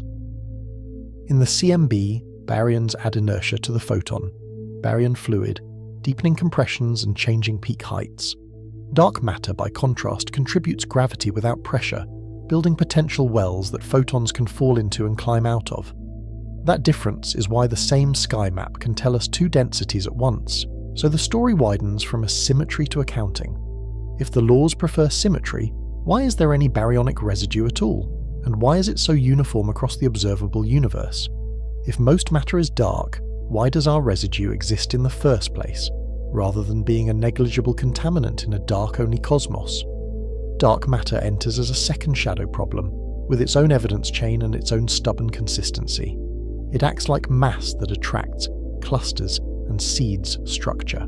It does not emit, absorb, or scatter light in any ordinary way, which means we infer it by what it does to everything else. The first clue came from galaxy rotation curves, and the clue was persistent enough to become a classic. Stars orbit too fast in the outer regions for the visible mass alone. The inferred mass keeps rising where the starlight fades, as if a halo extends far beyond the luminous disk. When you plot orbital speed against radius, Newtonian intuition expects a decline once most mass is inside the orbit. Instead, many spirals show a near-constant speed over tens of kiloparsecs, a flatness that refuses to go away with better telescopes. The simplest reading is extra mass distributed more broadly than the stars. This is not a one-galaxy anomaly, it is a pattern across morphologies and environments. Spiral galaxies show flat rotation curves over wide radii. Dwarf galaxies show even stronger mass discrepancies relative to their light, which is striking because dwarfs have fewer baryons and shallower potential wells. Gravitational lensing adds a second, independent line of evidence, and it is geometrically clean. Light from background galaxies is bent by foreground mass, and the bending maps the gravitational potential. Lensing often demands more mass than baryons can supply, even when you count stars, gas, and dust carefully. In strong lensing, arcs and multiple images trace a compact mass distribution, like a cosmic magnifying glass. In weak lensing, the effect is subtler. Background galaxies are sheared by a few percent, but across millions of sources the pattern becomes a mass map. Those maps routinely show halos where little light resides. Galaxy clusters make the case harder to ignore, because they are the largest bound structures we can weigh. The hot intracluster gas shines in X-rays, and it contains most of the baryons in clusters. Yet the gravitational mass inferred from galaxy motions and lensing is far larger. implying a dominant collisionless component. Historically, this tension reaches back to Fritz Zwicky in the 1930s, who used the virial theorem to weigh the coma cluster. His missing mass sounded extravagant at the time, partly because the baryonic inventory was incomplete and the idea felt ad hoc. Modern data did not remove the discrepancy, it sharpened it. The bullet cluster became a famous stress test for alternatives because it separates mass from light in a dramatic collision. The hot gas, which carries the baryonic mass, is slowed by collisions and left behind in the middle. The lensing mass peaks pass through, tracking collisionless matter instead, as if the dominant mass barely noticed the impact. Large-scale structure adds a time dimension to the evidence, turning the ledger into a history rather than a snapshot. The web of galaxies grew from tiny early fluctuations. Simulations match the observed web best when most matter is cold and collisionless, allowing small seeds to grow into filaments and clusters by gravity alone. Cold here means non-relativistic when structure begins to form, so it does not smear out small-scale fluctuations. If dark matter were too hot, it would erase the seeds of dwarf galaxies and soften the cosmic web. The observed abundance of small structures and the timing of reionization both lean toward cold behavior. The CMB itself carries dark matter's fingerprint, imprinted before any galaxy existed. The peak heights and spacing depend on how much matter clusters before recombination. Baryons drag on the photon fluid, while dark matter deepens potential wells without pressure support, shaping the oscillations like a bass line under a melody. These are converging measurements, not a single inference that could fail by one bad assumption. Rotation curves, lensing, cluster dynamics, structure growth, and the CMB all point to the same missing mass. Whatever it is, it behaves differently than baryons, and that behavioral difference is the key constraint. Now we remove a common misconception, because it matters for the central question and for the logic of the ledger. Dark matter is not antimatter hiding in the dark. Antimatter would annihilate with matter and produce gamma rays we would see, and those photons would betray the boundaries between domains. Antimatter also couples electromagnetically, so it would form anti-atoms and radiate. It would show up in spectra, in cosmic rays, and in annihilation signatures at boundaries. The sky does not show those boundaries at the required level, and the diffuse gamma-ray background does not carry the expected scars. So baryogenesis did not accidentally create dark matter as the antimatter half, neatly balancing the books. The baryon asymmetry explains why baryons exist, not why the dominant matter component exists. Dark matter requires its own origin story, and that story must respect the same early universe constraints. That creates a new tension that feels like a clue, because coincidences in cosmology are rarely ignored for long. The baryon density and dark matter density are different, yet they are not absurdly different. They sit within an order of magnitude, and that coincidence invites suspicion about a shared cause. If dark matter were a generic thermal relic, its abundance could have been wildly larger or smaller depending on its annihilation cross-section. In the simplest freeze-out picture, a weak-scale interaction naturally gives the right order of magnitude, the so-called WIMP miracle. Yet the miracle has not shown up in detectors, and the near match to baryons remains suggestive. So we ask a sharper version of the central question, because the ledger demands it. Why does visible matter's asymmetry exist in a universe dominated by dark matter and vacuum energy? Did the same symmetry breaking that saved baryons also shape the dark, or are we seeing unrelated residues that only look coordinated? One idea tries to merge the ledgers without forcing them to match by accident. Asymmetric dark matter proposes that dark matter carries its own particle, antiparticle asymmetry.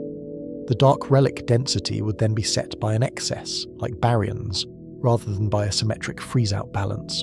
In that picture, the symmetric dark component annihilates away in the early plasma, leaving little annihilation today. What remains is the dark sector residue, protected by a conserved dark number that plays the role baryon number plays for us. The abundance is then controlled by an asymmetry, not by freeze-out alone, and the relic becomes a fossil of a bias. The appeal is structural, not aesthetic, because it turns coincidence into a relation. If baryons and dark matter share a common conserved charge or a transfer interaction, their asymmetries could be linked. Then comparable number densities arise naturally, even if masses differ, and the ledger begins to look less arbitrary. A simple scaling shows why this is tempting. and why the factor of 5 keeps reappearing in model papers. If dark matter number density is similar to baryon number density, then the mass ratio sets the energy density ratio. A 5:1 density ratio hints at dark matter masses of a few GeV, heavy enough to be cold but light enough to track baryons numerically. But the universe does not hand us the coupling that links the asymmetries, and that is where models diverge. The link could be a higher dimension operator that transfers BL to a dark number, suppressed by a high mass scale. It could be a shared CP-violating decay that populates both sectors, splitting one parent population into 2 residues. Some models build a common genesis through heavy particle decays, echoing leptogenesis logic with an added dark branch. A parent state decays out of equilibrium and produces both a baryon or lepton asymmetry and a dark asymmetry. Sphalerons then process the visible part, while the dark part stays dark, insulated by its own conservation law. Other models use a portal interaction that equilibrates asymmetries temporarily, like 2 reservoirs connected by a valve. The portal later freezes out, locking in a ratio between visible and dark number densities. The ratio becomes a fossil of when the portal decoupled, and that timing can be constrained by the thermal history encoded in the CMB. These ideas are coherent, but they are not established, and coherence is not confirmation. We do not yet know whether dark matter is asymmetric, or even whether it has a distinct antiparticle. We also do not know whether it interacts through any portal we can detect, or whether the portal is too heavy, too weak, or too rare to reveal itself. We keep the boundary between evidence and speculation clear, because the ledger punishes wishful thinking. Evidence says dark matter exists and is non-baryonic. Evidence does not yet say whether it is a thermal relic, an asymmetric relic, or something more exotic that breaks our standard categories. The speculative link to baryogenesis is a bet on economy. An economy is attractive when the universe looks overdetermined. If one early universe bias created multiple residues, the cosmic ledger becomes less coincidental. But the bet must pay out in testable consequences, because otherwise it is only a narrative preference. Asymmetric dark matter changes what experiments should see, and also what they should not see, which is a subtle but powerful shift. If the symmetric component annihilated away, indirect detection signals from annihilation today could be suppressed. That absence becomes part of the signature, although absence is always harder to interpret than a bright line in a spectrum. Direct detection becomes model-dependent in a new way, because the interaction may be tied to the same portal that linked asymmetries. If dark matter interacts through a heavy mediator, scattering rates could be small, but not zero. If it interacts through a light mediator or a dark photon, the recoil spectrum could differ from standard expectations, shifting energy distributions and target dependence. The dark sector could also carry its own forces, and that expands the search space dramatically without changing the ledger's basic entries. Hidden sectors can contain dark gauge bosons, dark Higgs fields, and dark bound states. They can be as rich as the standard model, yet nearly invisible, because their light does not couple to our light. Particle physics already teaches that invisibility is not the same as non-existence, and the lesson is not abstract. Neutrinos barely interact, yet they shape supernova and the early universe, and they carry away most of a collapsing star's energy. A hidden sector could couple so weakly that it escaped collider production and precision tests, while still dominating gravity.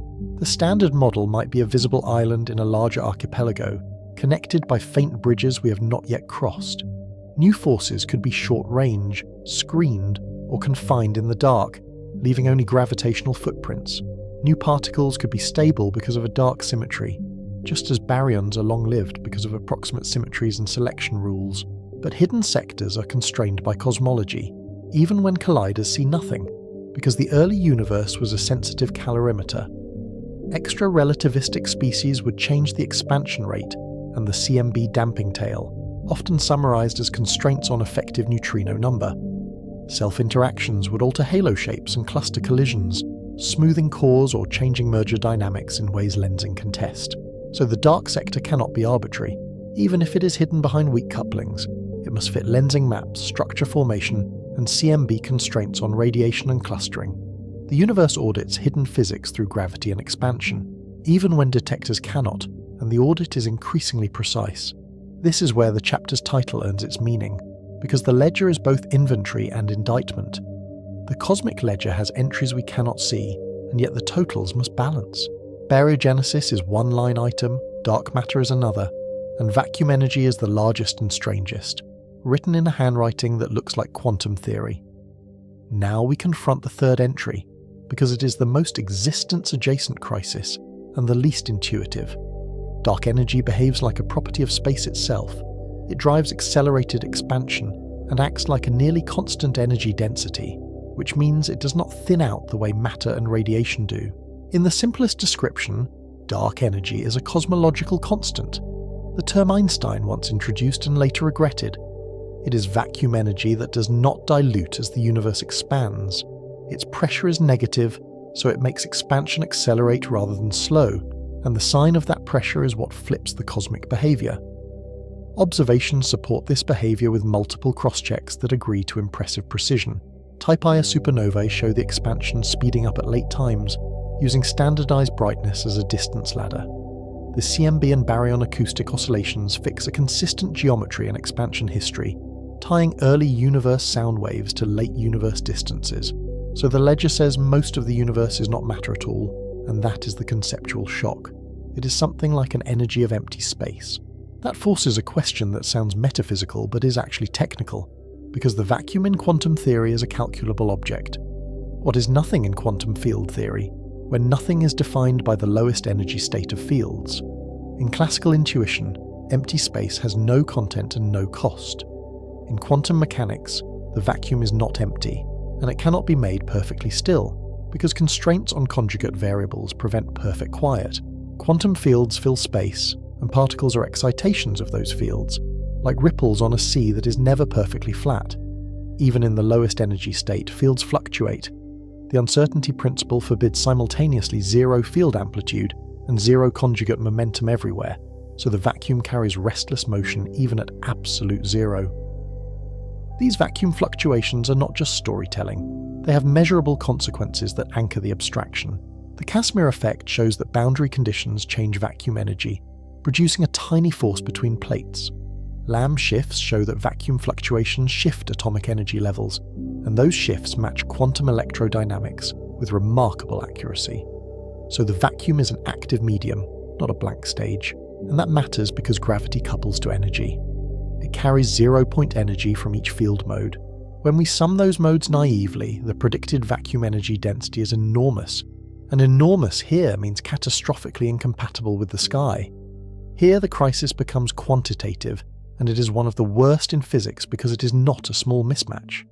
The observed vacuum energy is tiny in particle units, yet not zero.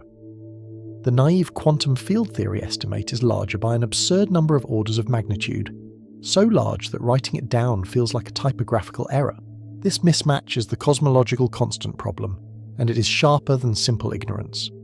It is not merely that we do not know the value, it is that known physics seems to predict a value that would have prevented galaxies from forming, and therefore would have prevented the very observers who measure it. If vacuum energy were as large as naive estimates suggest, expansion would have accelerated violently in the early universe, overpowering gravity before matter could clump. Matter would not have assembled into halos, stars, and planets. The very existence of structure implies vacuum energy is finely small or dynamically controlled, and either option demands a mechanism. So existence is threatened from two sides at once, and the threats are conceptually different. Symmetry suggests matter should cancel into radiation, leaving a universe of photons and neutrinos. Vacuum energy suggests space should inflate too fast for matter to assemble, leaving a thin, cold emptiness with no long-lived complexity. The universe survives both threats, and we do not know why, which is why the ledger feels like a mystery novel with missing pages. We can describe vacuum energy as a constant term in Einstein's equations. We can measure its effect on expansion precisely, but we cannot yet derive its small value from a deeper principle with broad agreement. Some approaches treat vacuum energy as a renormalized parameter, like other quantities in quantum field theory that absorb infinities into measured values. In that view, the bare cosmological constant and quantum contributions cancel to leave a small remainder. But the required cancellation looks like extreme fine-tuning, and fine-tuning demands explanation rather than resignation. Other approaches invoke new dynamics, like a slowly rolling field that mimics a cosmological constant while changing gently over time. That is called quintessence in many models, but it introduces new degrees of freedom and new initial conditions, and it still must fit precision expansion data that currently looks very close to constant behavior. There is also the unsettling possibility that our vacuum is selected among many, and selection is not the same as derivation. In a landscape picture, different regions could have different vacuum energies, and observers arise only where the value permits structure. This is controversial, and it changes what counts as an explanation, because it trades mechanism for conditional probability. We do not resolve that debate here, but we frame why it matters for the cost of existence. Vacuum energy is not a detail about late-time cosmology. It is a parameter that controls whether complexity can ever form, and it sets a boundary condition on the entire cosmic story. Now we connect vacuum energy back to the central thread, because the link is thematic and technical at once. Baryogenesis relied on symmetry breaking and out-of-equilibrium moments that locked in a tiny bias. Vacuum energy is also tied to symmetry and to vacuum structure, but in a deeper way that reaches into how fields choose their ground states. In quantum field theory, vacua are not unique, and that plural matters. Fields can have multiple minima, and phase transitions can move the universe from one vacuum to another. Each transition changes what particles are, what masses are, and what symmetries remain, so the ledger's entries can shift when the vacuum shifts. The Higgs field is the most familiar example, and it is already part of our story and our experiments. When the Higgs took a non-zero value, electroweak symmetry broke. U and Z bosons gained mass, fermions gained mass, and the rules of reactions changed, including which processes were fast enough to matter in the early plasma. That symmetry breaking was not cosmetic, and it was not optional for chemistry. It changed which processes were fast, which were suppressed, and when sphalerons could erase asymmetries. It shaped the conditions under which baryogenesis could succeed or fail, and it set the stage for stable atoms by giving electrons and quarks their masses. But the Higgs is not the only symmetry breaking in the universe's history, and the ledger remembers the others indirectly. The strong force confines, breaking chiral symmetries and changing the degrees of freedom from quarks to hadrons. Even earlier, hypothetical grand unification would break into separate forces, splitting one interaction into the set we see. Each breaking is a fork in the cosmic timeline, and forks can be irreversible in practice. Each fork can lock in a choice, because once a symmetry is broken, the universe cannot easily return.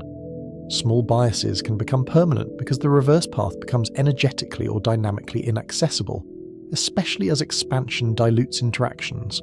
That is the recurring motif that ties this chapter together. Existence may not come from a single miraculous violation. It may come from a chain of symmetry breakings that stabilized reality step by step, each one narrowing the space of possible outcomes until only a few histories remain consistent with what we observe. A tiny CP violating phase can bias reactions, but it needs a lever to amplify its effect. Out-of-equilibrium conditions provide that lever, and phase transitions provide the timing. The universe becomes a ratchet, turning microscopic asymmetries into macroscopic inventories, and the ledger is the final record of those ratchet clicks. Dark matter could be part of that ratchet, or it could be a separate residue from a separate breaking that we have not yet identified. If it is asymmetric, then its existence is also a story about a conserved number and a broken symmetry. If it is symmetric, then its abundance is a story about freeze-out and interaction strength, with gravity as the only guaranteed coupling. Vacuum energy is the strangest entry, because it looks like the energy of the vacuum itself, and the vacuum is where symmetries live or die. If vacuum structure changes through symmetry breaking, then vacuum energy should change too. Yet the observed value today is small, stable, and dominant, as if it were protected by a principle we have not named. That suggests our vacuum is special in a way we do not understand, and special is a technical word here. It could be special because of a symmetry that sets vacuum energy to 0, then breaks slightly, leaving a residue. It could be special because of dynamics that relax the value over time, settling into a small number the way a system finds equilibrium. We keep the line between what we know and what we guess, because the ledger is unforgiving about claims. We know the universe accelerates and behaves like it has vacuum energy. We know quantum fields contribute vacuum energy in principle. We do not know why the net value is so small, and we do not know why it becomes important only after billions of years. So the shadow ledger is not only about missing mass, it is about missing understanding of the vacuum itself, and the vacuum is not empty in our best theories. The vacuum is the ground state of fields, and the ground state sets the stage for everything that can exist, including which particles are stable and which interactions are allowed. Now we return to the asymmetry we started with, and we see it in a harsher light that makes it feel less like a solved problem. The baryon surplus is tiny, but it is also oddly robust across the observable universe. It survived annihilation, and it survived later cosmic evolution, including star formation, feedback, and the long cooling of the intergalactic medium. Yet baryons are not the main gravitating component, and they are not the main energy component, which is the existential irony. We are built from the minority substance. That fact does not trivialize baryogenesis, it makes it more mysterious, because the universe did not have to preserve a chemically rich component at all. Why does the universe bother to keep a baryonic residue at all, rather than letting symmetry erase it completely? Why not a universe of dark matter alone, with no chemistry and no photons beyond a fading background? Why not a universe where vacuum energy prevents any structure from forming, so that even dark halos never condense into anything complex? One answer is anthropic, and we acknowledge it without leaning on it as a substitute for physics. Observers require complex chemistry, and chemistry requires baryons. But science still asks whether that requirement is a selection effect or a dynamical consequence, and whether the ledger's near coincidences hint at a deeper coupling. A dynamical consequence would look like a mechanism that naturally produces both baryons and dark matter in linked amounts, rather than tuning them separately. It would also fit within constraints from EDM searches, collider data, and cosmological structure. It would turn coincidence into prediction, and prediction is what transforms a story into an explanation. That is why asymmetric dark matter remains compelling, even as it remains unproven and increasingly constrained. It offers a way to tie the baryon to photon ratio to the dark matter abundance. It suggests that the same early universe bias that saved us also populated the dark, leaving two residues from one broken symmetry. But the hypothesis must survive contact with experiments, and the contact has been sobering. Direct detection keeps pushing down, scattering cross-sections for many candidates, forcing models toward weaker couplings or more complex mediators. Indirect detection keeps failing to find annihilation products at expected levels for simple symmetric relics, tightening the space where classic scenarios can hide. Collider searches have not yet produced missing energy signals that settle the question, despite increasingly sophisticated analyses. Precision measurements have not yet revealed a portal particle that mediates between sectors, whether through rare decays, invisible widths, or subtle loop effects. The absence does not mean the dark sector is empty, it means it is well hidden, and hiding has become part of the model-building challenge. So we stand in a familiar place, but with a larger horizon and a more demanding ledger. We have a measured residue and a measured cosmic inventory. We have multiple mechanisms that could generate a symmetry, and multiple candidates that could be dark matter, and the universe gives us constraints rather than answers. Now we ask what would count as an answer, because the documentary's central question demands standards and not just plausibility. An answer is not a story that could have happened. An answer is a mechanism that makes quantitative predictions and survives cross-examination across cosmology, particle physics, and astrophysical systematics. For baryogenesis, that means reproducing the observed baryon to photon ratio without being washed out by sphalerons. It means providing sufficient CP violation without violating EDM limits, which now probe tiny phases with exquisite sensitivity. It means fitting the thermal history implied by the CMB, including when reheating occurred and how entropy was produced. For dark matter, that means matching structure formation and the CMB while evading or explaining null searches. It means specifying whether the relic is symmetric or asymmetric, and what sets its stability. It means predicting where interactions might appear, even if faint, and whether those interactions would show up as nuclear recoils, electron recoils, or astrophysical anomalies. For vacuum energy, the standard is crueler, because it is both small and dominant and therefore hard to ignore. It means explaining why the vacuum gravitates so weakly compared to naive quantum expectations. It means explaining why the value is not zero, and why it dominates only late, as if timed to the epoch when structure already exists. These three standards are not independent, and that is the chapter's pressure point, because the ledger entries may share a common origin. A successful theory might link baryogenesis to dark matter through a shared asymmetry.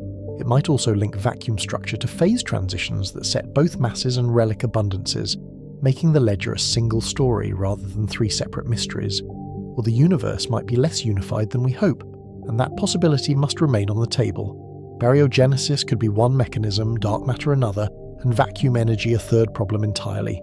The ledger could have separate entries with separate origins, and our desire for economy could be a human preference rather than a cosmic principle.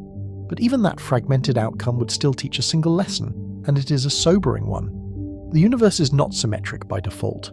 It is stabilized by broken symmetries that persist because the cosmos cooled and expanded, locking in choices that cannot easily be undone. In that view, existence is a sequence of locks clicking shut, one after another, as the universe passes through thresholds. Each lock is a symmetry breaking, a decoupling, or a phase transition that prevents the universe from undoing itself. The residue of matter is one lock, and the smallness of vacuum energy may be another, even if we do not yet know the key. So we end this chapter by tightening the mystery rather than dissolving it, because the ledger still has blank lines.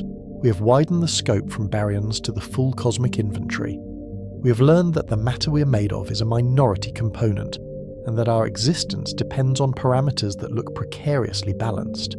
Now we return to the central thread with a sharper demand. If symmetry prefers cancellation, which specific symmetry breaking created our baryon surplus? How close are we to proving whether it was electro-weak, leptonic, grand unified, or something hidden, operating in a sector that only gravity can currently read? The universe left us a number, and it left us a ledger, and both are stubbornly consistent across the sky. The number says a tiny bias survived annihilation. The ledger says most of reality is dark matter and vacuum energy, and that our familiar atoms are a thin, luminous trace. In the final chapter, we ask what kind of evidence could unify these entries, rather than merely fitting them one by one. We ask which measurements could turn a plausible mechanism into a demonstrated history, and we ask whether the cost of existence is written into the vacuum itself, in the quiet energy of nothing that refuses to be nothing at all.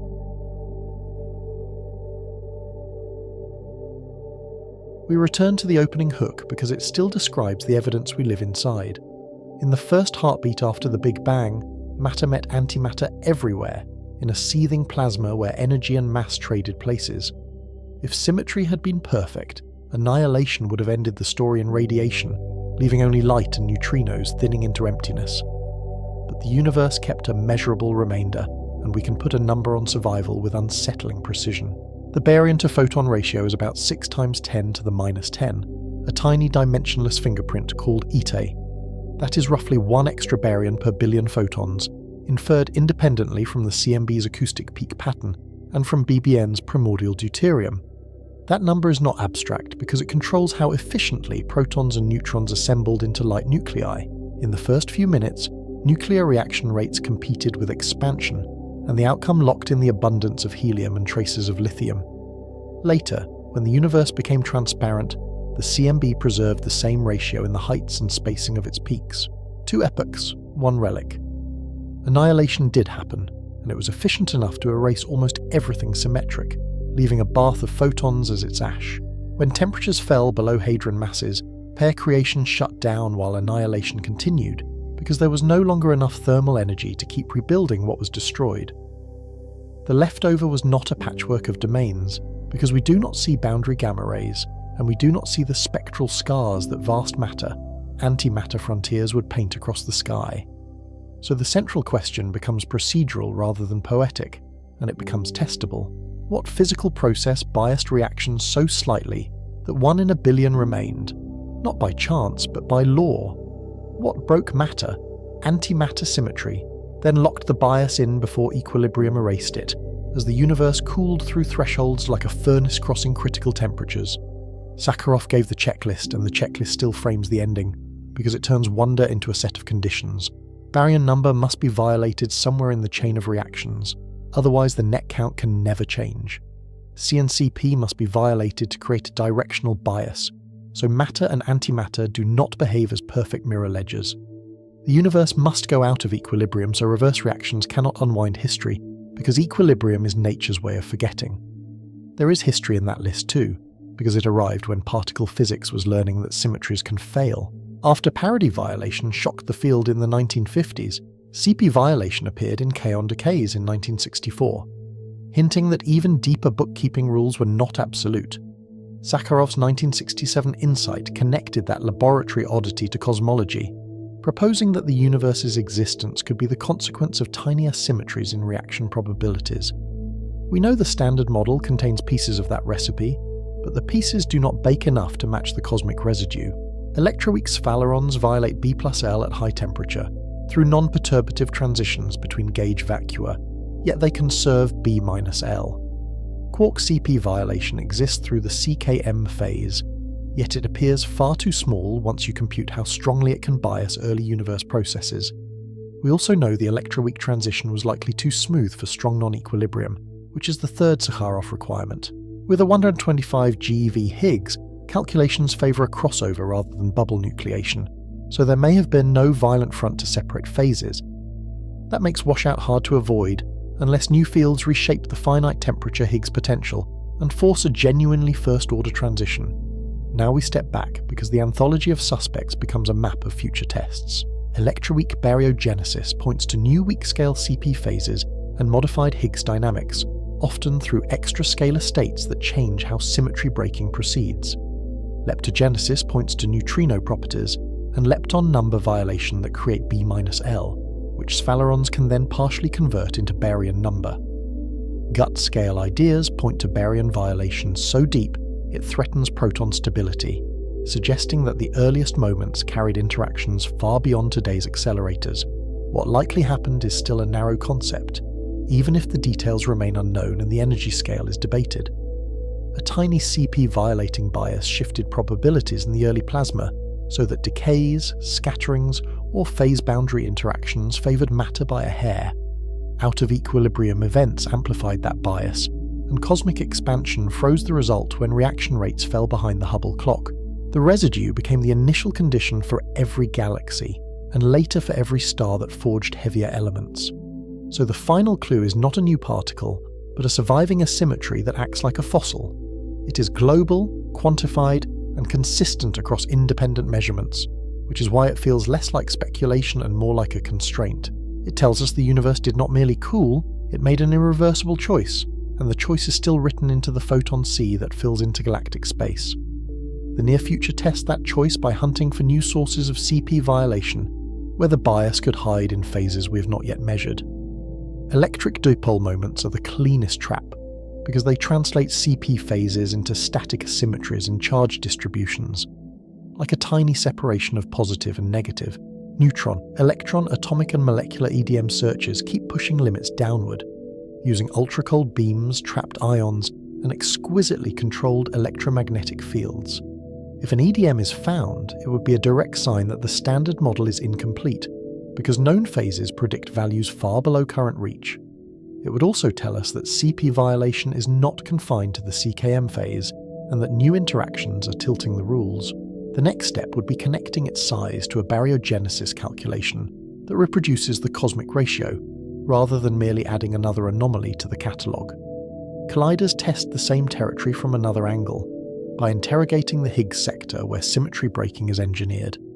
Extended Higgs models can strengthen the electroweak transition and add CP phases, sometimes by mixing scalars so that the Higgs is not alone. The LHC constrains extra scalars and Higgs coupling shifts, and future colliders tighten that net with cleaner environments and higher precision. A decisive collider clue would be a new scalar state or a measurable CP-odd Higgs interaction, visible in angular correlations and rare decay patterns. Those findings would not automatically prove baryogenesis, because cosmology still demands the right timing and out-of-equilibrium dynamics, but they would supply missing ingredients, and they would turn electroweak baryogenesis from plausible to predictive, with parameters that can be tested rather than assumed. Gravitational waves offer a complementary test, because they can record early universe phase transitions directly, without relying on surviving particles. A strong first-order transition would generate a stochastic background from bubbles and plasma motion, as expanding walls collide and turbulence stirs the primordial fluid. Space-based observatories can probe the millihertz band, where electro-weak scale transitions may land, listening for a hiss that is really a fossil shockwave. A detection would confirm a violent out-of-equilibrium event at the right epoch, and it would narrow what kinds of new fields could have shaped the Higgs potential. Non-detection would constrain how strongly the Higgs potential could have changed with temperature, ruling out entire regions of model space. Either way, gravitational waves turn the early universe into an observable laboratory, where space-time itself becomes the detector. Neutrino programs test a different suspect, and they do it with controlled comparisons of matter and antimatter in beams that cross continents. Long baseline experiments measure whether neutrinos and antineutrinos oscillate differently, tracking how flavors transform as they pass through Earth. A non-zero leptonic CP phase would show a new bias in nature's bookkeeping, and it would suggest that the lepton sector carries asymmetries the quark sector cannot provide. That result would not prove leptogenesis by itself, because high-scale phases can hide, and the early universe may have used heavy neutrinos we cannot produce, but it would strengthen the case that CP violation is larger in the lepton sector, which is exactly where leptogenesis needs it. It would also sharpen model predictions for how a lepton asymmetry becomes baryon number through sphalerons, linking oscillation data to cosmic history. Leptogenesis also depends on whether lepton number is truly violated, which is a yes or no question with enormous consequences. Neutrinoless double beta decay searches ask whether neutrinos are Majorana particles, meaning they are their own antiparticles. A discovery would show that B-L can be generated, then protected from sphaleron erasure, because the conserved combination would no longer trap the universe in symmetry. Gut-scale pathways remain the hardest to test, yet they have one brutal experimental handle that has motivated decades of underground engineering. If baryon number is not fundamental, protons may decay, leaving distinctive multiparticle signatures in enormous volumes of water or scintillator. Underground detectors keep extending lifetime limits, and a single confirmed event would rewrite the origin story by proving baryon violation in the most literal possible way. Even then, sphalerons impose a survival rule that links high scales to electroweak physics, acting like a sieve on earlier symmetries. Any asymmetry created too early must include a non-zero B-L component, or it will be partially washed away when sphalerons are active. The standard model becomes a filter that selects which grand ideas can leave a lasting relic, even if the grand ideas begin at energies we may never reach. Astrophysical searches provide a different kind of closure, because they test whether the asymmetry is truly universal and not merely local. If large antimatter regions existed, we would see annihilation signatures at boundaries, bright in gamma rays and shaped by diffusion and magnetic fields. Cosmic ray anti-nuclei searches, including anti-helium and anti-deuteron, keep checking that assumption, because heavy antinuclei are difficult to produce as mundane secondaries. So far, the sky agrees with a single global excess rather than a cosmic patchwork, and that agreement is itself a constraint on the early universe. That supports baryogenesis as a primordial process, not a late segregation, because segregation would leave edges and edges would glow. It also keeps the quantified ratio as the central relic we must explain, a single number that quietly governs everything that later becomes complex. Now we return to how cosmology and particle physics converge, because this is the documentary's final synthesis. The early universe reached energies no human machine can sustain, and it did so everywhere at once, with densities that make accelerators look like sparks. Precision measurements today act like time machines, because tiny symmetry violations encode ancient dynamics, and because relic radiation still carries the statistical imprint of that era. This convergence reframes what an answer can look like at documentary scale, where we balance mystery with evidence. Physics may not answer why there is something in a final metaphysical sense, because that question can outrun measurement and drift into interpretation. Physics can answer how something persisted, by identifying lawful asymmetries and the moments that froze them in, and by showing which mechanisms are consistent with the universe we observe. The best current conclusion is modest, but it is not empty, because it has direction and it has tests. Existence likely arose from tiny lawful symmetry breakings, especially CP violation, amplified by expansion and protected by non-equilibrium, until the plasma could no longer erase the difference. The specific mechanism remains unconfirmed, and the standard model still looks insufficient, which is why the story remains open rather than finished. That insufficiency is not failure, it is a clue with a direction, and it tells experimentalists where to push. The universe's survival implies additional CP phases, new fields, or new dynamics beyond what we have catalogued, even if they hide behind subtle effects. The missing ingredient may be weak scale and testable, or it may hide at scales we infer indirectly, but either way it must leave a consistent trail.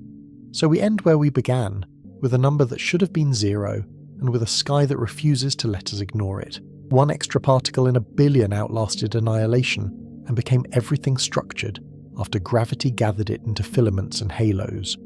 Galaxies, planets, and observers are the amplified consequence of that tiny bias, and the bias is still measurable in the microwave afterglow. The final mystery is forward-looking, because the relic points beyond our current theory, and it challenges us to turn absence into evidence. If the standard model were the final story, symmetry would have won too completely, and the universe would be a thin bath of radiation. The universe exists, and that fact may be the most precise hint we have that deeper physics is waiting, just beyond the edge of what we can currently resolve. We began with a universe that should have erased itself, because matter and antimatter are born as twins, and annihilation is brutally efficient. Yet the sky preserves a precise remainder, about 1 extra baryon for every billion photons, read twice, in the CMB's acoustic ripples and in primordial deuterium. Rewinding the early cosmos as a particle collider showed why equilibrium is an eraser, why freeze-out only preserves a pre-existing imbalance, and why any true origin story must beat detailed balance at exactly the right time.